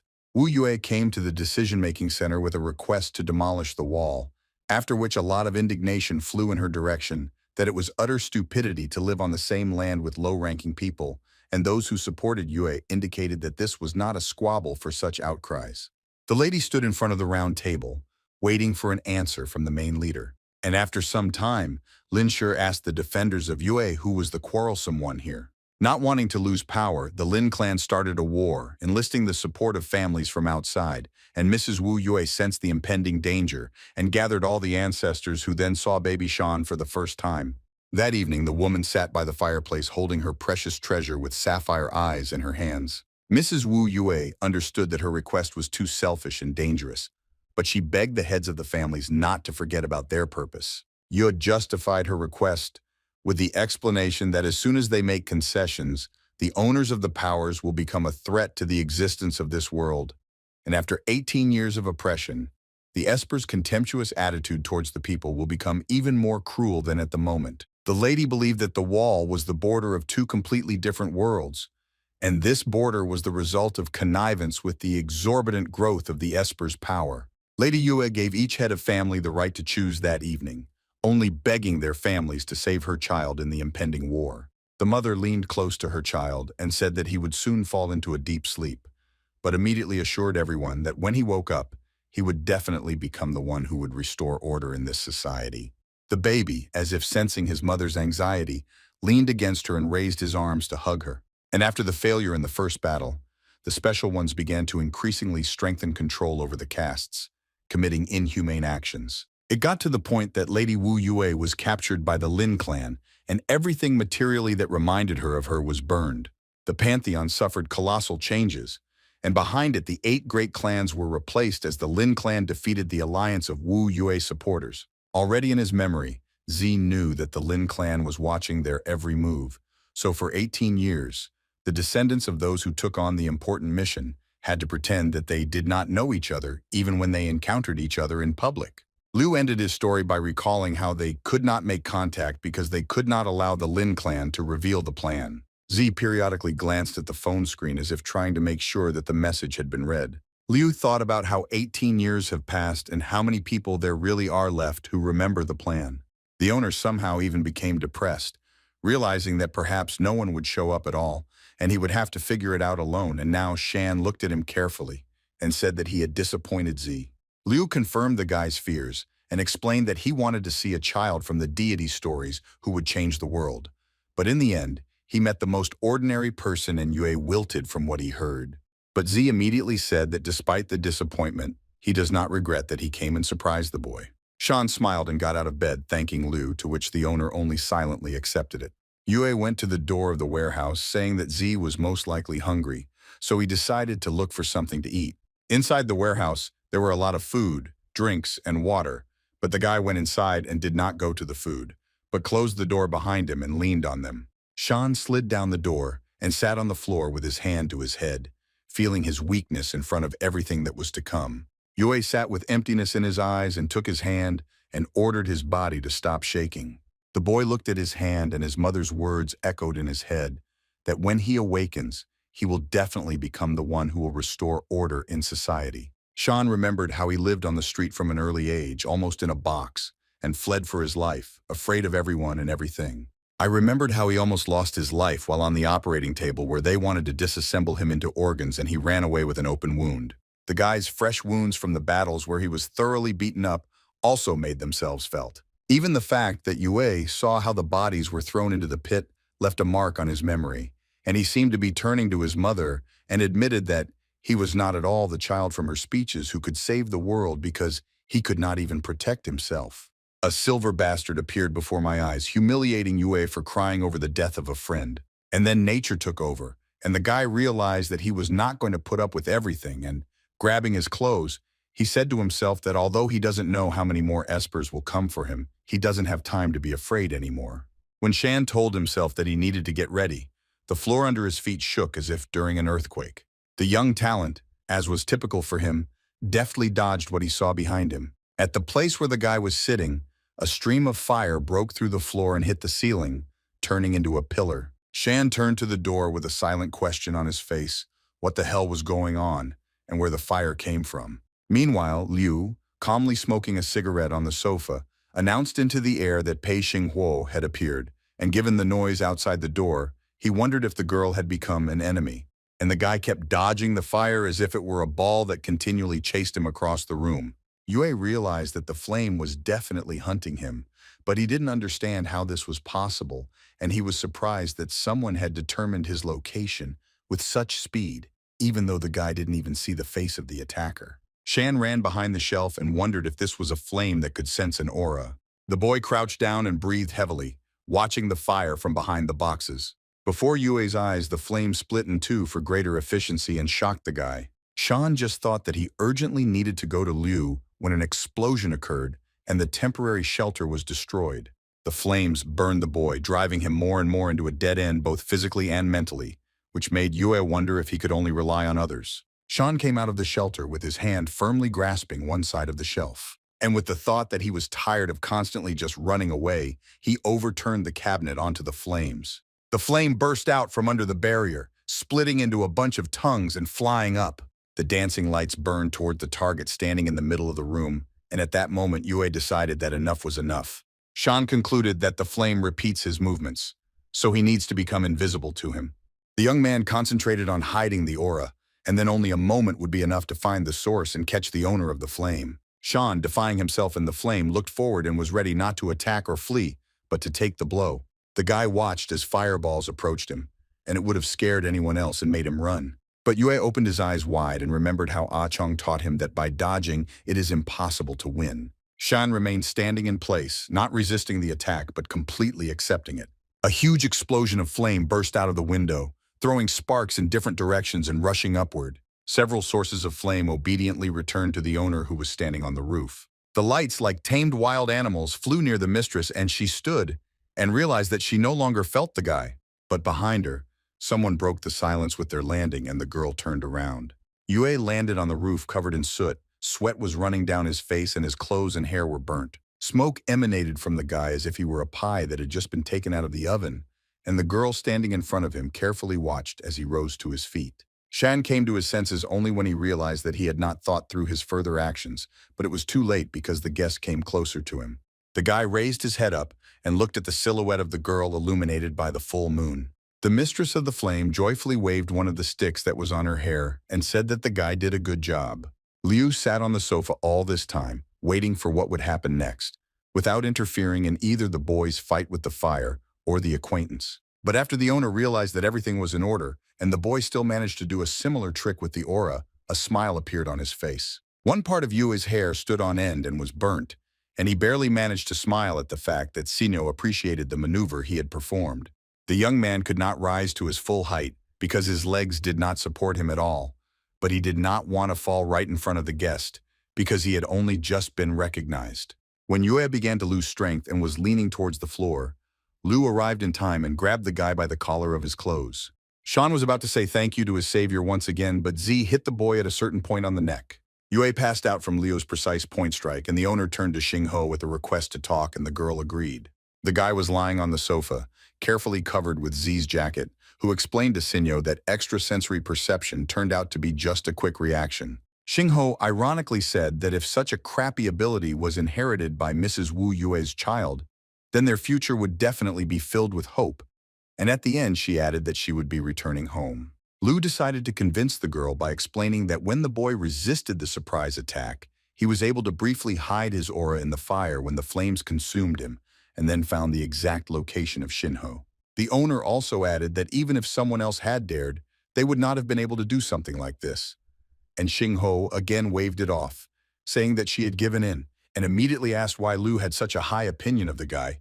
He had seen something before her arrival. Z thought and remembered how this weakest boy broke the Silver One's neck with his own hand using telekinesis. Liu smiled slyly and answered the girl that before her arrival there was indeed something interesting, and when Sinyo asked what exactly it was, she did not receive an answer. Instead of details about the guy, Z turned his attention to the girl, and reminding the two that they had not seen each other for 16 years, noticed that the girl trained a lot. Sinyo touched the scar on her neck with her fingers, exactly the same as on Liu's face, and replied that he too was not behind in training. The girl laughed, noticing that the man with the scar on his face would have said something about her, and Liu had nothing to object to. Sinyo looked out the window and noticed that dawn was soon, and it would be interesting to know who will appear next, who will be an enemy or an ally, and Liu decided to joke that the main thing is that whoever appears has a good tongue, and Sinyo was a little enraged by such a hint. The bird that once flew to the guy's garage before Yue returned from the battle flew to a tree growing near the pantheon of the meeting hall of the 8 clans. 2 men in formal raincoats looked out from the glass walls onto the street and discussed the fact that this meeting room had not been used for years, and then everyone showed up due to the fact that something serious might have happened. Another man, looking at the building, shared with his colleague that he still remembers the times of Lady Yue's reign, and that then this place radiated greatness because the best of all 8 clans were here. And now there are several monsters who are trying to pass themselves off as representatives of the clans. The first colleague asked to speak more quietly because the demons responsible for determining the location of the descendants of Yu are also espers, and the walls have ears. The man was right about the wiretapping, because at that moment 2 demons were watching them, and one of them said how he wanted to rip out the tongues of those talkers. The demon looked at the demoness standing next to her and asked whether she had such thoughts in her head or not. The demoness thought for a moment and later reminded her that she was annoyed by this, and asked again threateningly if she hadn't talked about this. The demoness warned her colleague standing next to her that if he got into her head again, he would lose his. The most important leader at the round table noticed the discussion between the demons and drew their attention to the need to return to the main issue. One of the demons looked rather warily at the others while they discussed the latest news. On the table screens and large screens on the wall, there were photos of Liu and Shan, and the main leader announced that everyone present must have heard about Liu Zhuchuan because the results of the assessment of his abilities made a noise. One of the demons voiced that if we take into account only strength, then Liu is the only Esper who is close to the divine rank. So I would not want to meet him face to face, and Demon SC, looking at Yue's photo, suggested sending half-bloods. Z asked if they raised half-breeds like cattle not for such an occasion. And after that, further looking at the photo, Shanya said that it was such a pity because she so wanted to taste the child of God. Looking through the holograms further, Z analyzed that Liu is not the only headache because there is also a defender, and in the photo was Pei Xinghuo. The photo of Xinghuo was taken just as she was heading to the coordinates for Liu and Shan. The demons began to be disturbed by such news, and this could be seen by the glances they exchanged and by their movements, but they still expected an answer from the chief. Lin ordered to send people to capture Shan Yue and bring him alive, and regarding Xinghuo, he gave the order to kill him. One of the demons reminded Lin what about the other 3 families that support Yue and the head, replied that they have not done anything yet. These creepy entities had all the information, and they began to look at each of the families, and one of them was the weapons master Su Ye, who disappeared 10 years ago, and since he did not leave any descendants behind him, there is nothing to be afraid of. The second person to come up for discussion was a gifted descendant of the Han family whose name was Shu. But Han Shu is constantly confined to a hospital bed and definitely won't be able to fight. That is, that also disappears. And finally, as for Zhou Shi, after the last battle, the Zhou clan sent him to a monastery to improve and moved away from him, and accordingly, he will need protection more than others. Lin instructed that his subordinates give the descendants of the families a warning that if they continue to hide, they will remain alive. But if they decide to support Liu Zhuchuan, then kill them all. The 3 demons disappeared, teleporting to where the 3 targets were located, that is, the descendants, and the remaining demons, and Lin remained. Demon. He noticed something behind him and turned around at the sound coming from the window. It was a bird that had already taken off and flown away from the conference hall. The bird flew to a mountainous area in which the forest densely embraced the monastery. The bird landed where a waterfall raged among the trees, and a man sat in the lotus position on a stone at the foot of the waterfall. It was the same Zhou Shi, and the bird that flew away from the pantheon landed on the guy's shoulder. The feathered assistant began to tweet what she learned into the ear of her owner, who listened attentively to her. She was surprised that the descendant of the Liu clan had already met with Shan Yue, and that Xinghuo was already on his way. The bird began to restlessly flap its wings and chirp louder, expressing its concern for its owner. Zhou Shi moved his assistant from his shoulder to his finger and looked at her carefully. She took his weapon and was about to leave, but before that he raised his hand in the air, helping the bird to take off, and convinced it to fly, and he could handle it himself. At that moment, the head of one of the demons sent by Lin appeared right out of the water. The house of the Su clan, although huge, was quite discreet and was also located in the mountains, so there was often fog there. The rooms of the home were quite minimalist but spacious, indicating a love of scale. The house was practically part of nature, since, in addition to the mountains, on the very territory of the building, there was a lot of greenery. The downside of this huge house was that there was silence everywhere because the owner was unwell. Demon Chen took over Su, and had already entered the house to convey a warning from Mr. Lin. And Han Shu lay in the hospital, and for a long time listened to the same cradle of the squeaking sounds of the life support machine. Wooden sticks, sharp as knives, moved close to the immobilized body. A demon had already arrived to Han Yu, with sharp branches coming out from behind his back, ready to pierce anyone at any moment. Morning came and Shan woke up from strange sounds outside the window, which also attracted his allies. The guy jumped up from the sofa and ran to Lu and Sino asking if there were enemies there, but the owner said that they were not enemies at all. Z looked down, concluding that in the lands of the exiles everyone is so arrogant that they overestimate their strength, and with so many people, they really want to take their lands from him. At the entrance of the base there were 2 vans, and in the yard itself there was a gang of 6 people, and the main one asked through a bullhorn if they could talk. Shan was very surprised to see Qin Tian below, who also wants to talk and not fight. Leo simultaneously shut the guy's mouth and moved him away from the window, answering the gang below that he had nothing to say to them. Chin smiled and said that he didn't want to talk to the owner at all, but to the pink-haired guy whom Z had dragged away. The King of the Ring added that this conversation was only between them with black collars, and then Yue was even more surprised. Sinyo, standing next to Liu at the wall, advised him to moderate his disappointment, and when Z asked if it was really so noticeable, the girl confirmed that it was very noticeable. The silence was broken by Liu's feigned evil laughter, and his words that his hands were terribly itching, and he wanted to finally see his real enemies, and lightning crackled around him, and Shino at that moment would really like someone to calm him down. In the room, Chin told the boy that he had not thought about such a quick meeting, but when he heard that the building was attacked by Esper, he immediately thought about Shang, and the guy immediately apologized. But Qian indicated that it didn't matter because he didn't come to fight for the land. Qin indicated that he was wondering why the special ones needed the guy, and Yue, looking away, said that if he explained, Qin wouldn't believe it. Meanwhile, each of the gang was doing his own thing on the street.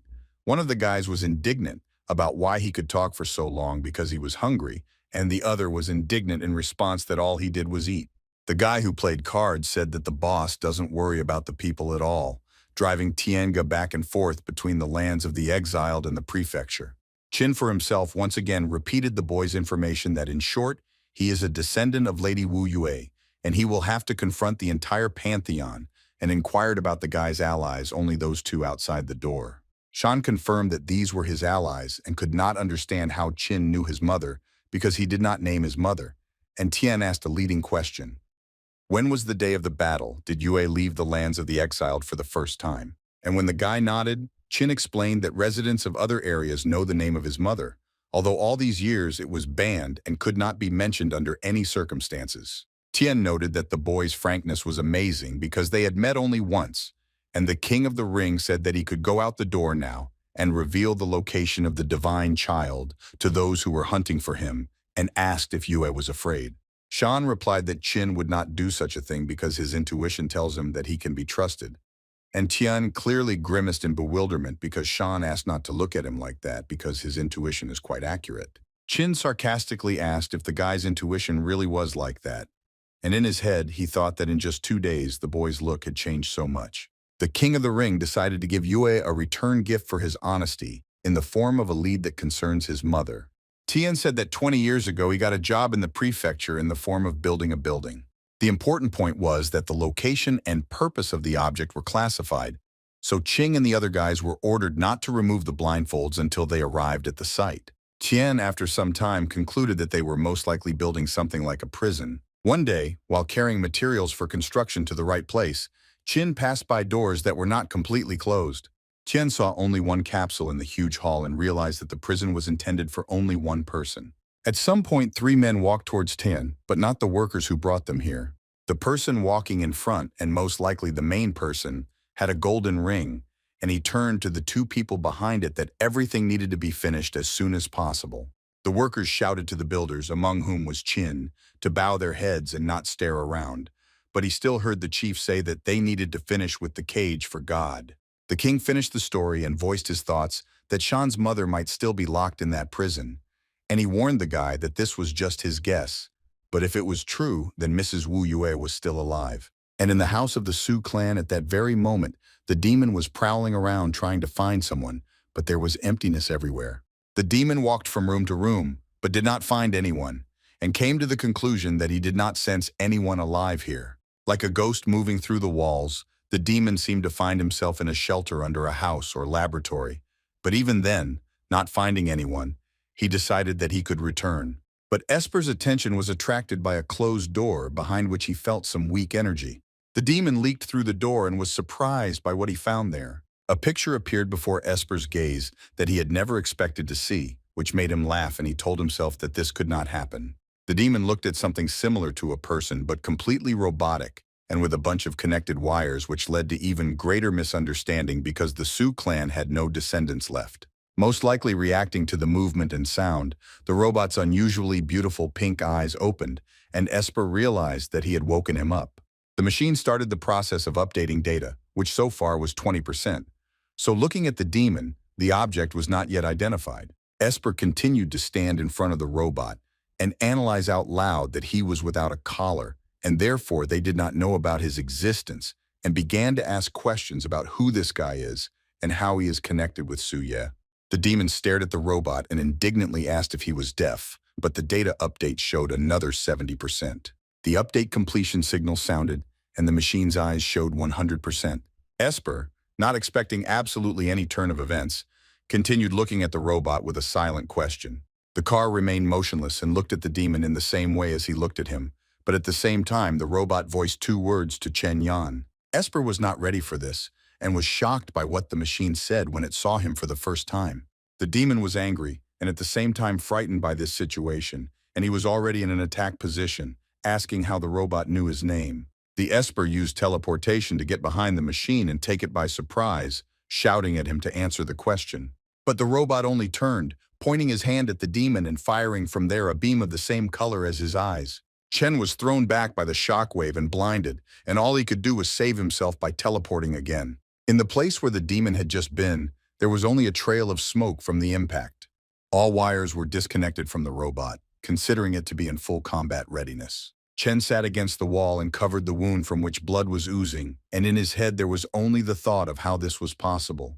The demon realized that the directed shockwave emanating from the palm was the ability of the deceased Esper Luo Xingguang. Chen stood up but could barely walk, but he understood that something was wrong here, and they had completely different information, so he urgently needed to report to the others because Wu Yue's minions were not so simple. A bright pink fog appeared behind the demon, and the one who was usually feared was now terrified.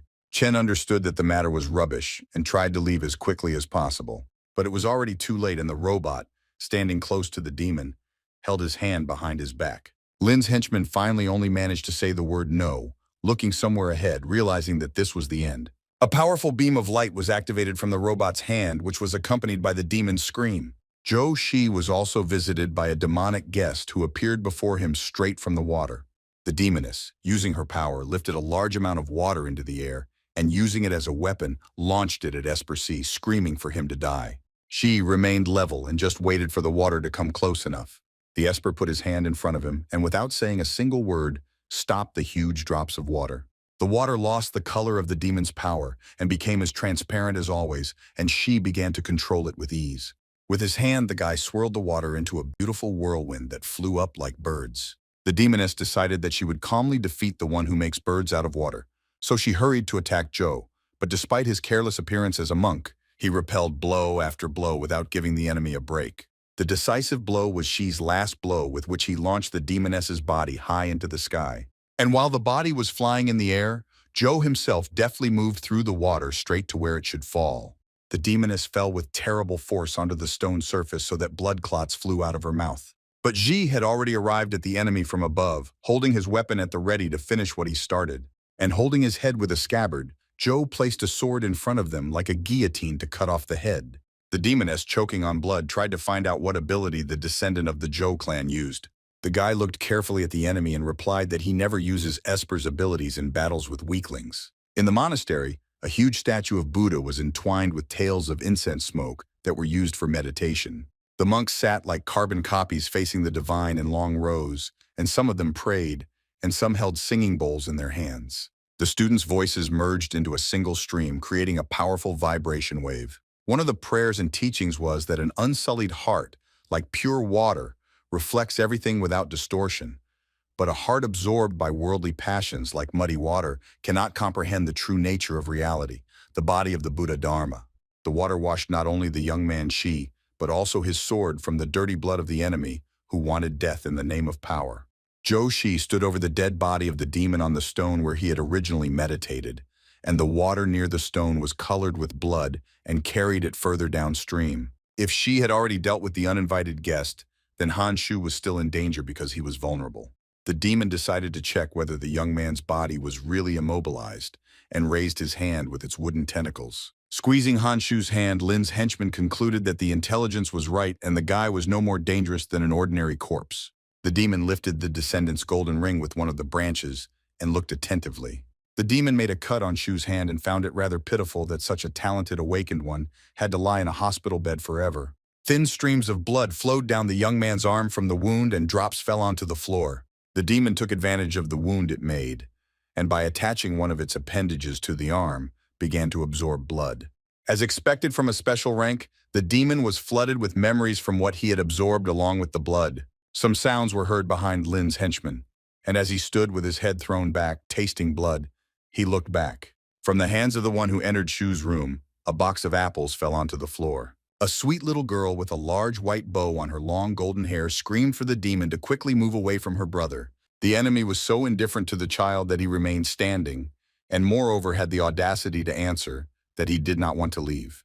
The baby did not stand on ceremony and, rising into the air, grabbed the wooden branches of the demon with both hands, which he did not expect at all. The girl made a throw and threw the uninvited guest across the room right out the window. The young talent immediately ran to his brother to check if he was safe. But she didn't have long to stay near her brother, and one of the tentacles pierced the baby's shoulder. The demon repeated what the girl did to him and, holding her with a shoot stuck in his shoulder, hit him against the wall. The enemy mocked the girl, calling her a careless little sister, and pulled out a tentacle from her shoulder, causing the little girl to collapse to the floor, covering the wound that was bleeding with her hand. The demon twisted Shu's body and jumped out through the already broken window, not paying attention to his sister's screams. Although the girl was wounded, she deftly jumped over the balcony fence in a hurry to save her brother. The little girl shouted to the villain to stop and landed on the ground with such power that it cracked, and the enemy actually stopped, but not because of the girl's threats, but because they were already waiting for him. The Han family, led by their mother, met the venerable ghost, and Mrs. Han still warmly addressed the demon that he should have warned him in advance about the visit, and they would have prepared a reception. Lady Han smiled sweetly at the uninvited guest and said that she just didn't understand why everything was so complicated. The ghost felt that all this mercy was feigned, and his interest in the mistress's further actions only warmed up. Lin's henchmen indicated that they knew that the Han family was still loyal to the Wu Yue family, and at that moment, everyone who stood behind Lady Han was ready to attack, but she, being even, further showed them with a hand gesture to stop and listen further to the demon. The enemy continued to explain that perhaps the Han family knew what stupidity Liu Chuan had done, and he came here to warn the family not to poke their nose into something that was not their business, and then they would remain alive and they would capture the heir of Wu Yue at any cost, and tied Shu more tightly. The color of Mrs. Han's eyes changed to a more pronounced one, and she made it clear to the bastard that she did not care about other people's offspring, after which, for the time being, she politely asked to let her son go.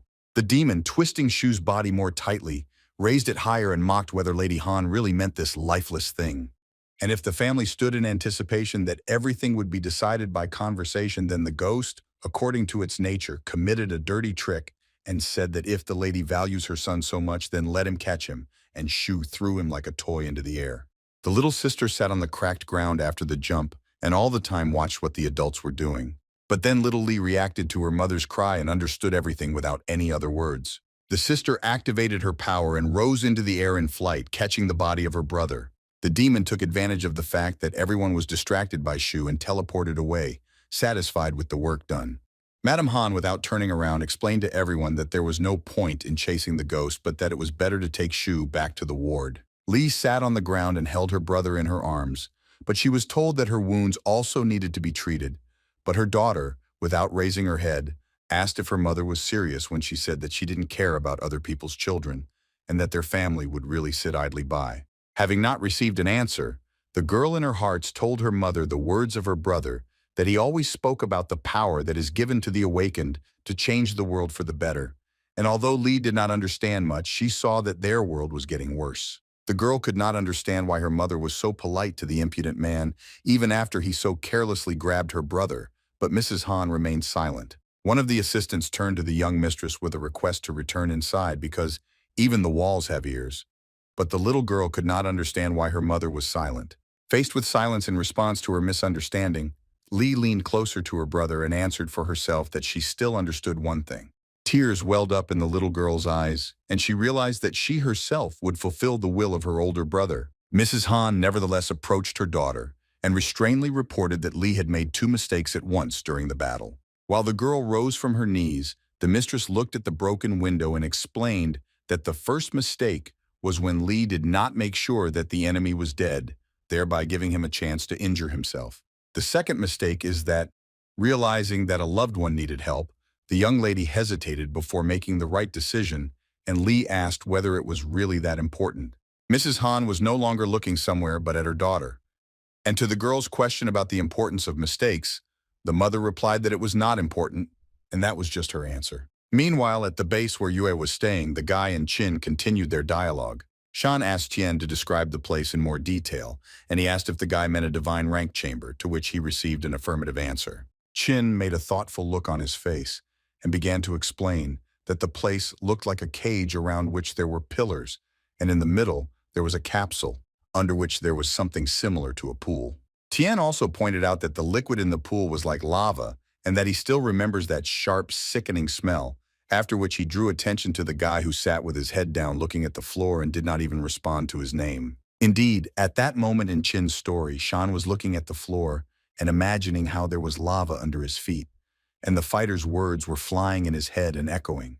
Yue did not understand what had happened, and this made him feel even more uncomfortable, and his heart was terribly pounding. At some point, his mother appeared in front of the young man and asked in an eerie voice whether Shan was capable of doing something alone. Yue called his mother, but she sat down on the chair opposite, smiled, and asked to give her his body.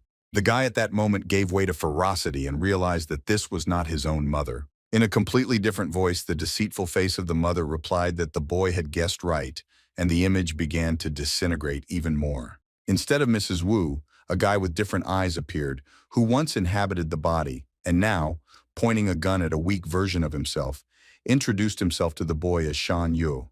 The strong version, without hesitation and without saying anything else, shot the weak one in the head. Qin jumped up from his seat and looked at the guy who was lying with his head thrown back but did not react to the fighter's cries.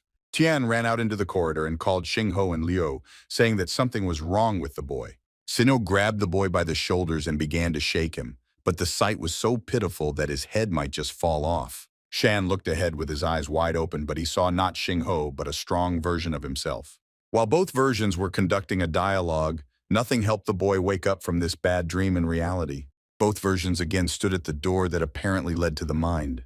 The stronger one held the weak one tightly by the hand and continued to tell the guy to give him the power of the body. Shan felt this terrible power, which is why he could not move his body as if he was chained. The strongest leaned towards his weaker version and asked if the guy had forgotten that he himself had called him. Shan raised his head to the strongest, and he continued to say that when Ah Chong was killed, and the guy turned out to be so pitiful that he could not do anything to the enemy, then Strong Yue replaced that frightened kitten.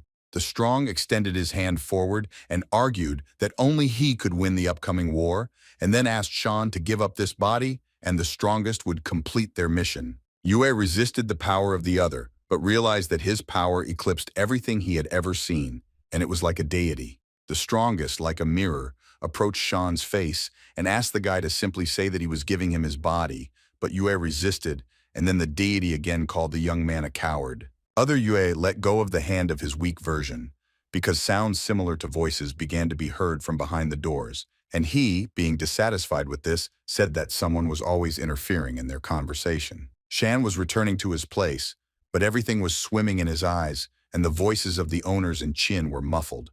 And Liu, releasing sparks from his hands, joked about Xingho that his electricity turned out to be much more effective than her fire, and the girl was worried that the guy's brains would not turn into mush from the discharges. Qin also wondered if the guy was okay and if he could hear them, but against the background of the voices of living people, Yue heard the last phrase of the strongest version, which said that they would meet again, and this made him scream loudly. And along with the cry, Shan grabbed the first hand that came his way in order to also grab hold of reality. Yue breathed heavily while continuing to hold Liu's hand, which plunged everyone into shock and misunderstanding. The boy raised his head, looking at the owner with his sapphire eyes, and addressed him by name. Liu reacted and asked what happened, but before that he muttered that it was Sinho's idea to shock the guy, and the girl, having heard this, had already prepared one of her sticks, asking if Z had not received blows for a long time. Shan, still holding Liu by the hand, shouted out a request to him to fight with him. Z said out loud that he definitely went too far with the tension, while Xingho, trying to find out if the boy had a fever, put one hand on his forehead and the other on him, but Yue replied that he was fine. The young man explained his strange request by saying that he needed his awakened power, and the only way to get it was through battle. Shan looked at the owner with all determination, and Xingho and Liu looked at each other, realizing that this could end badly. The guys went to the corner of the room and leaned against each other, barely holding back their laughter, and Sinyo, covering her mouth, said that the guy was cutely naive, and Liu said that his request was even a little insulting. The owners, standing in the corner, whispered that training would be useful for the boy, but Sinyo immediately threatened Liu to save energy, from which he laughed and said that there would be no need to strain himself because he was a weakling, and Yue replied that in fact he could hear them. Chin turned to the guys with the news that he knew a suitable place for sparring. Everyone arrived at the huge port base, and compared to the containers that stood there, the people were like ants. Sinnoh was not particularly happy about this idea, but on some side, having her own strength, she understood what Yue was asking for. No matter how strong and cruel the girl was, she was worried about the boy and asked him to try not to die. But Shan, in turn, replied that this is exactly what he needs, because only when he is on the verge of death will he get what he needs. Yue was determined, saying that he had to become stronger for so many reasons. The fighters stood opposite each other, and Sinyo, watching this, thought that it seemed she had made the right decision when she decided to support the divine child. Liu, as always, stood in his relaxed manner and looked at his ward, but Shan had already taken a defensive position. Yue had already analyzed where Z would attack from and whether he would do it at a distance or go into close combat, and calming himself, the guy set himself up to focus and follow the movements of the owner. Liu laughed because he found it amusing to watch the boy's seriousness. And while Shan was thinking through battle tactics, Z had already prepared an unexpected turn of events, offering to give this place a more presentable appearance, and used his power. A dome of honeycombs began to form above the fighters, causing the guy to even lower his hands while looking up. The dome closed like a huge lid, raising dust and a wave of wind, which made Shinho worry even more. The girl, knowing full well that the outcome could be fatal because Liu's strength is great against the still weak guy, ran to the dome. But the dome was created using Zhe's electrical power, so Xingho was thrown back. The owner looked at the dome, and all she thought about then was Shan. The fighters looked at each other carefully, and there was no hint of fear on Shan's face. Liu extended his hand charged with energy forward, and asked the boy to watch carefully because he would show him who the real awakened one was. And before the fight, he asked if Yue was ready to shed some blood. Shen grouped himself even more and silently made it clear that he was ready for battle. The guy wanted to use his ability to quickly move, but did not at all expect what happened. Liu appeared next to him with such speed that Yue's hair flew back from the gust of wind. All Shan managed to do before attacking the owner was to ask himself in his head how Z did it. Not sparing the guy, Chuan slammed him into the asphalt with a powerful and charged blow. Yue lay blackened, and sparks were still emanating from him, and in his head there was only an understanding of how fast Liu was. After all, it was impossible to even see any movements. The young man reached the point where he was almost dead to meet his strongest version. Before Shan plunged into himself, he saw Z walking towards him, and he thought that the owner was still using only one hand. Chuan broke into a sly smile and asked the boy to try harder because they were just warming up. Shinho's flames raged outside in an attempt to open the dome, but to no avail. Qin, observing everything, noticed that throughout his life he had seen a lot of awakened ones, but he had never met anyone like Liu Chuan, and Xingho, exhausted, agreed with the fighter. The girl also confirmed Qin's words, and said that at this time there is no one who is closer to the divine rank than Liu Chuan. Xingho plunged into memories of how she saw Liu 16 years ago at the day of assessment of the awakened ones. Chuan was in a special cell, number 97, and even though the room was closed, sparks of his power went beyond the security door. The people who were nearby at that moment experienced terrifying pressure and could not believe that the power of the awakened could be so powerful. The board above the camera was supposed to calculate how close Liu Chuan's strength was to rank. The system could not specifically determine Liu's strength, so the image showed an eye with the same color as Lady Wu Yue's ring. Little Shinho stood with the others and watched what the system would show, while people angrily shouted that this couldn't happen.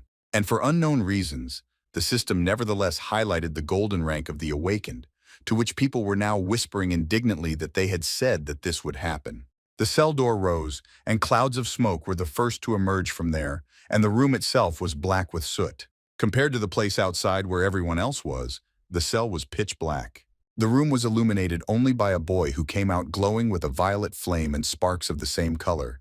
People applauded the young talent, but not because of his high rank, but more out of fear. Xingho then looked at Liu and was truly amazed by his abilities. Those accompanying the young lady said that now it was her turn to show what she was capable of. Sinyo then entered the cell with only one thought, that she would never lose to that boy. The girl was brought back from her memories by the touch of her scar on her neck and the silver ring, as well as Chin's question about what happened. Z was gifted since childhood. The question was rhetorical, and Tien concluded that since Liu is so strong, Shan has no chance of survival. The girl explained that she wasn't worried about Yue, and the real reason was that the enemies could attack at any moment, so they need to be alert to hold their position because if they appear before the end of the guy's battle, the consequences could be dire. Qin told Xingho that they can rely on him since he will guard the entrance, and if anything happens, he will inform them immediately after what was said. The girl asked why the fighter was helping them. Tien gave a completely reasonable answer that, at the moment, there are a large number of exiles awakened in the zone who are interested in the divine child, and this only means that the guy is important to such an extent that he is able to change this world. The King of the Ring finally added that all of them are black rings, including him, who are eager for this world to change, even if it means sweating on the boy's side. Without turning around, Qin said that he would let you know if something happened. Shan was lying on the ground trying to get up, but his strength was leaving him. And before the meeting, he thought that he was very grateful to the gods for having Liu Chuan on their side. Another moment, and Yue felt like he was sinking, and his body was becoming even softer and his eyes were closing. And the strongest appears right above him with the words that the guy already understands everything himself, that without his help, Shan is useless. Yue looked into those black, bottomless eyes and realized that he was disgusted to be in the presence of the other, because he was not talking about trust, but rather about something all-consumingly terrible. The strongest leaned towards Yue's ear and, like a snake, continued to say that he knew perfectly well what the guy was thinking about. It was as if the devil on his shoulder was convincing the guy of his supposedly false thoughts, that he was tired of being a weakling, and that he longed for strength that could overcome even Liu. The little imp stood in front of Shan and said to beg him for help, and continued to call the young man a pathetic coward who is not able to face reality, arguing that there is no point in resisting.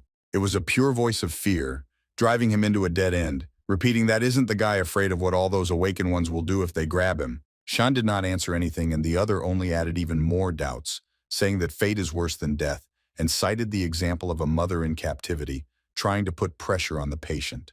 The strongest, pointing out that there were still countless rows of monsters drinking blood, Yue once again tried to persuade the guy to surrender and give him the body, reinforcing this with the fact that he would erase every single one and no one would escape his punishment.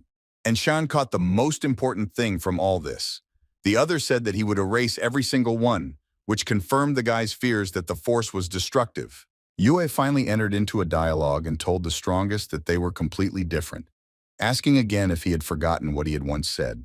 The guy thought back to that day when the streets were illuminated due to loud and bright explosions. At a time when in one part of the city a fire was burning above the houses, garlands were hanging in a small courtyard, and people were dancing around the fire. The people were dressed in white robes with a black cross painted on them, and weapons hung behind their backs. This whole spectacle was observed by two boys who were still alive. The guys were sitting away from the dancing crowd, and were clearly not happy to be here, and Ah Chun looked carefully in the direction where one man was giving bread to another. A gray-haired man came up to give bread to the boys, and when Shan had already extended his hand, Chun stopped him and asked his grandfather what he would eat then. The old man patted the guys by the hair and told them not to worry about him, because he was already quite old to eat a lot, and the guys would be able to repay him as soon as they got back on their feet. Ah Chun thanked his grandfather, and Yue looked at his friend, not understanding what was happening. Not knowing much yet, Shan asked an older and smarter friend, maybe they should stay here, to which Chun replied, no way. Yue asked why they couldn't stay because it was so cozy here, and Chun asked his friend to listen better. Chun focused not on music or dancing, but on other sounds in the form of endless screams. No matter how nice these people may seem at first glance, they were cruel because they also had to survive. Not everyone was allowed inside, separating families as they pleased, mostly letting women and children through. Shan looked at the beautiful picture, which with every word from his friend in the background became more and more distorted, because Chun explained that this place and all these people are even worse than bandits, and if they stay here, they will become the same. Chun finished chewing his bread, telling his friend that he didn't want to grow up like them. Then Yue, turning to the people in white cloaks, said that this world is rotting because of the cruelty of the awakened ones. Chun diluted the seriousness of his friend by laughing and saying that, unfortunately, he himself was a kind of awakened one, and raised a piece of bread a couple of centimeters above his hand, to which Yue replied that Chun was completely different from those awakened ones. Chun looked up and asked Shan, what if there was a completely different world in which there was not a single awakened person, and then asked if his friend thought that in such a world there would be much fewer scoundrels, to which Shan replied that this was impossible. Chun also pointed out Yue's words about the impossibility of another world, about the bread that his friend was holding in his hand, that before everyone received their fair share, and now that everything belongs to the awakened ones, they eat their food as charity. And Chun took advantage of the fact that his friend was thoughtful, and saying that it was unlikely that the awakened ones thought that anyone would accept their charity. With such statements, he reached for a piece of Yue. Shan cried out that he wanted to save a piece of bread for later, but Chun, already stuffing food into his mouth, warned that there was no point in sitting with his mouth open. The guy sat and watched a more terrible picture than what was outside the gate, and so Chun said that it was time for them to return to their reality. Having finished with the memories, Yue noticed that in the area of his heart, the same sapphire glow appeared as his eyes, and he told the strongest that he would not receive this body. This was the guy's final decision, and it shattered the veil that the other had laid over his eyes and ears. Changes inside led to changes outside, and at that moment when everything inside Yue shattered, then outside it was as if something that had been holding him in chains for a long time came out of him, and Lu saw it. The guy stood up, glowing with sapphire light, and addressed the owner by name. Shan raised his head with a completely different look and eye color, and told Z that he could still fight. Lu was incredibly pleased that everything was finally becoming more interesting. And while the guys were warming up, the gates to the zone of jurisdiction rose to release the half-breeds from there. The very enemies that Shinho feared had already entered the exile zone, inhaling the dirty air and reporting that everything was like the good old days. 6 guys in suits confidently went to fulfill the mission that was intended for them. A truck was driving along a winding mountain road, and one of the drivers reported by phone that they had taken the bodies. The worker reported that the injuries of the 2 ghosts they were transporting indicate that everything was much worse than expected. In the cargo area, 2 wounded ghosts lay on couches, and the worker reported that they found almost no traces of the attacker, but made the assumption that the one they were looking for headed to the exile zone. A voice on the other side said that the one who was able to hide would not go far because hybrids had already been sent after him. Fog covered the walls connecting 2 different zones, but this was not an obstacle to opening the gate. 1 girl out of 6 hybrids began to be indignant that the gates were opening too slowly, and the guy standing next to her asked to keep quiet because she was disgracing them, and another young man whom the boy was holding on to was just talking to the chief that they would intercept those they needed.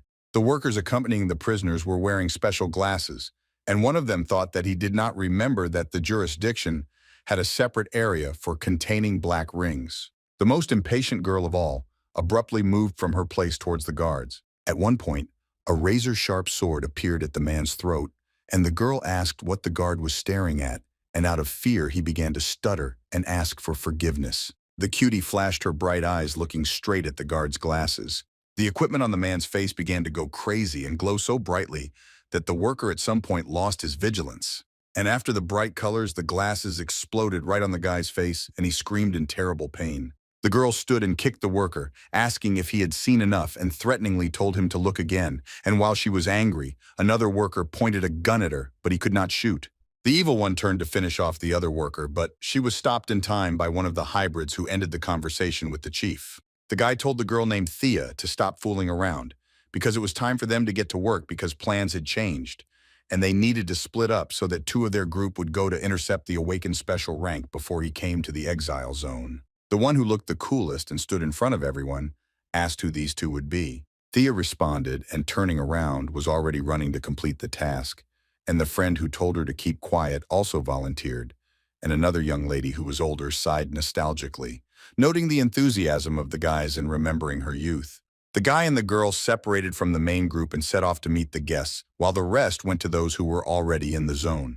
The city was noisy like a huge living colony, and in the midst of all this, someone who was accustomed to completely different sounds arrived. Moving softly and deftly like water, Zhou Shi appeared in the jurisdiction zone. Despite the stone-iron jungle, Shi moved around the city with ease. The guy was extremely focused on reaching his destination. In one of the buildings that she passed, workers in overalls were busy creating circuit boards. Joe stopped near this building because he felt threatened. The owner's sword was always ready to defend or attack. At the moment when she felt something suspicious, he was on the roof of the building. For now, only the train could distract attention, but the guy felt that somewhere nearby they were already waiting for him. It was not without reason that Joe felt that something was wrong, because on the roof of the house where he was inside, there was his enemy, who was muttering under his breath that he was not an idiot to fight openly because he had just gotten out of prison. So he will be here, and he just needs to detain Guy. The chalk drawing on the floor was almost ready, and it was a labyrinth with a little man drawn inside. The hybrid completed the finishing touches and, looking at his creation, realized that it was ready. All that remained was to revive the drawing, which is what this craftsman did, which is why the lines on the floor began to glow. And from the outside it manifested itself so that instead of the usual walls of the labyrinth, houses rose high up. It didn't matter whether the houses were low or high, because they all fulfilled the task that the guy came up with for himself. Since she did not yet understand what was going on, he only watched what was happening and felt movement under his feet. The factory workers stopped and began asking each other if they had all felt some movement under their feet. One of the workers shouted that this was not an earthquake because he saw the buildings moving, and everyone who could rushed to the exit. The buildings really grew like mushrooms after rain, obediently fulfilling the task of their master. Behind Chi, trains fell and more houses appeared, and he tried to see the direction in which he could go. And every time Joe looked in the direction where the house was not yet there and he could run, an obstacle would definitely appear there. Panic and lack of understanding of what to do were not about this trained and disciplined man, so he just waited. The last building reached its height and blocked the possibility of getting out. She found himself driven into a dead end, like the little man in the picture, looking up at a small piece of the sky towards which the birds flew up. The monk realized that they had decided to drive him into a trap, and activating his power, he said that he did not have time to play hide and seek. C climbed up with deft leaps to get out of the trap, and now the monk had the opportunity to escape from the trap, but another owner was watching him. The guy drew chalk along the floor, drawing another line, and thought to himself that Joe would not get out. She was just making a jump when another obstacle appeared in front of him in the form of a house. Joe was not one to give up and continued to climb to where there was still an opportunity to get out. As soon as the guy wanted to grab the wall of the house to jump higher, the building disappeared. The monk grabbed his head and began to go down and landed back where he started his attempts. Standing on that very roof, she realized that he had returned to his starting point and was again looking at a piece of the sky. It seemed as if there was even less space, and even if the walls simply stood still, they still looked oppressive. Another guest flew over the bridge and was supposed to intercept Thay. The robot had the ability to get anywhere in the world using jet propulsion, but the machine's processor displayed a warning about a malfunction of the energy core, and an emergency landing was recommended. The jet thrust began to weaken, and it was clear that this was Thea's doing. The robot froze in place and looked down carefully, trying to detect an obstacle. The mechanism found a very nice girl on the bridge who waved greetings to him. Thea smiled very friendly, but her image became worse and more distorted. And when the girl told the robot to go down, he, not expecting this, actually began to descend lower and lower towards the bridge. Chin had already called Xing Ho and warned him about the arrival of the guests, and the girl thanked him and told him to find somewhere to hide, warning that there was no point in returning and that she would be fine. The girl finished the conversation, and one of the sticks had already begun to slide down her hair, trying to fall into the hands of the mistress. Sinyo pulled out her assistant and said that she was so annoyed when people looked down on her. The owner turned to the containers and loudly declared to those who were on them that she was addressing them specifically. The remaining 4 hybrids carefully watched the equally strong rival.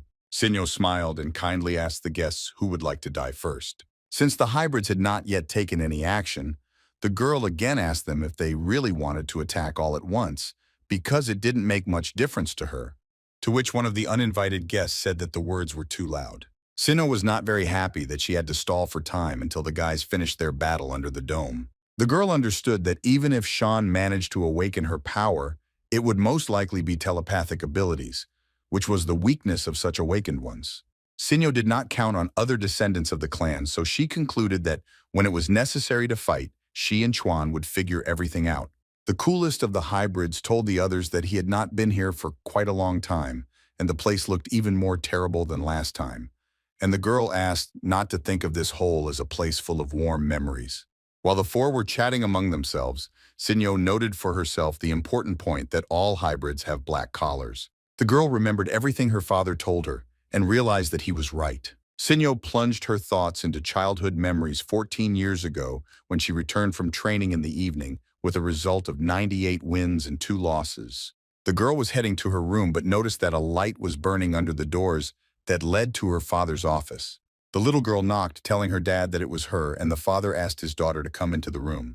The father was sitting at the table with a bunch of papers. But despite being busy, he asked his daughter not to exhaust herself so much with training because the body was still growing and asked to find a balance, to which the young lady said that since she was so young, she would recover quickly.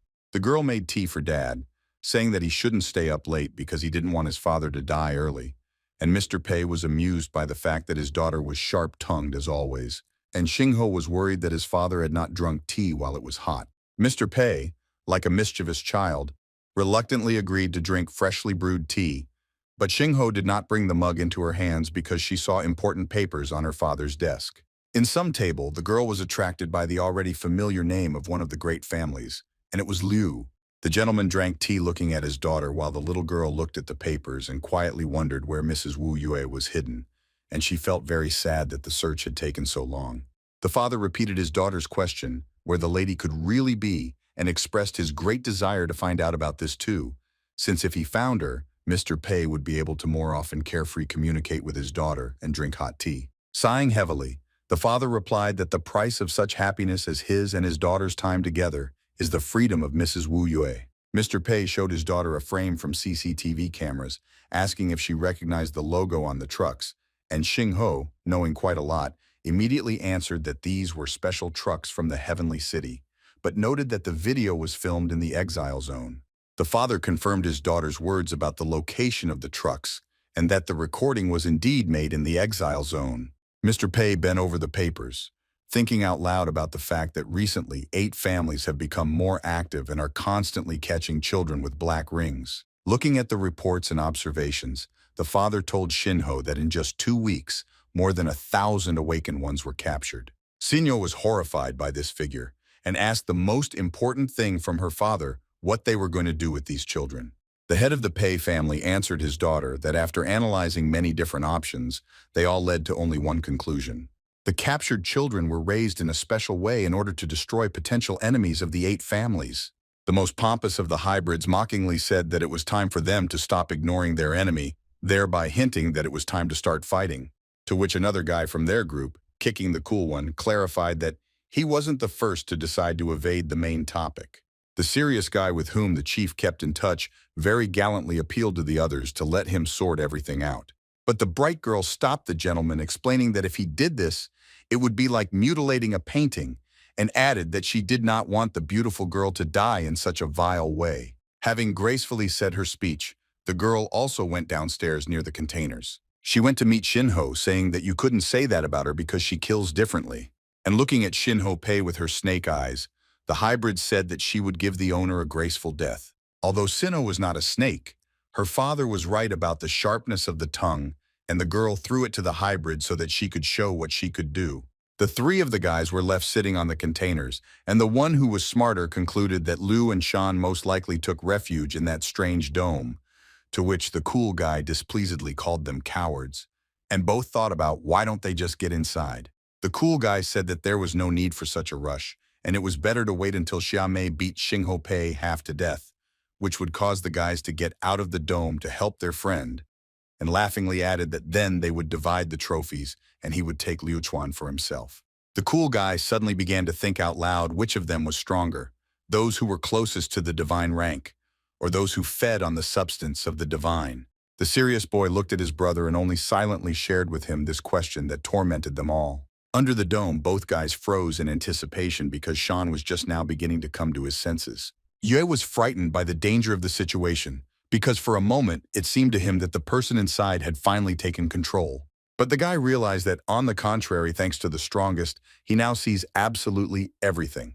Liu was already unbearable, and he turned to Shan, asking what kind of crooked face he had, and the guy, looking at the owner, thought about how he could name the strongest, and given the color of his eyes, wanted to give the name Chernish. But at the same moment, Liu watched as Yue gave himself a tasty slap in the face. And not lagging behind the first, the guy's own hand added another one to him on the other cheek. Z looked at the boy in complete confusion about what he was doing, and Sean, without answering, understood in his head that the name Chernish was not to the liking of the strongest.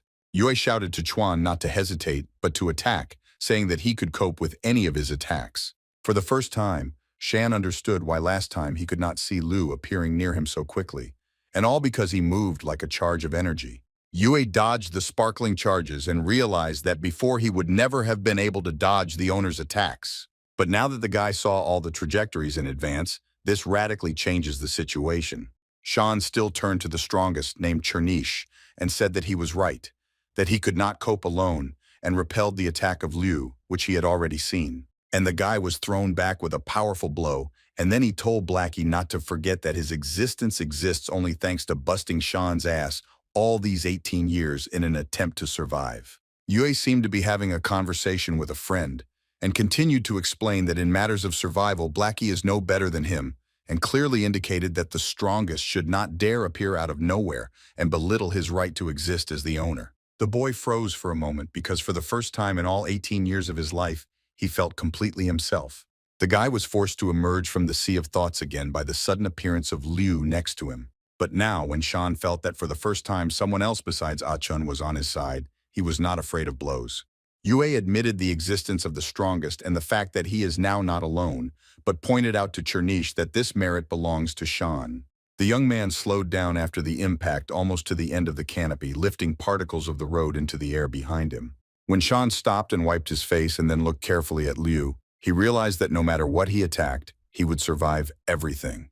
Chuan finally drew attention to the boy's eyes, indicating that something was wrong with them. But Shan was already picking up speed in order to finally experience his new skills in full force. Yue ran so fast that his hair fluttered like in the wind, and he told Blackie to stand behind and just watch. Liu had already made a shield against Shang's attack, but the boy had a different idea. Just now the young man was in front of Chuan, and now, flying in the air, he was above him. Shan put his fist ready to strike Z and, like the wind, approached the owner. Although Yue had taken possession of the ability, Liu was also still training and developing his skill. Therefore, the owner intercepted the guy's hand even before he struck. While in flight, Chuan changed the trajectory of the boy's attack, thereby spinning him even more and taking control of the situation. A powerful explosion occurred, and for a moment neither Liu nor Shan were visible. Only lightning sparkled from everywhere. Having descended from somewhere under the dome, Chuan was already holding the divine child tied in chains with the help of his strength. For the first time, the owner looked at the guy like that and said that without a special ability, he would never have dodged that blow. Liu looked at the smiling boy who was lying face down on the floor and asked if he was now able to see the future.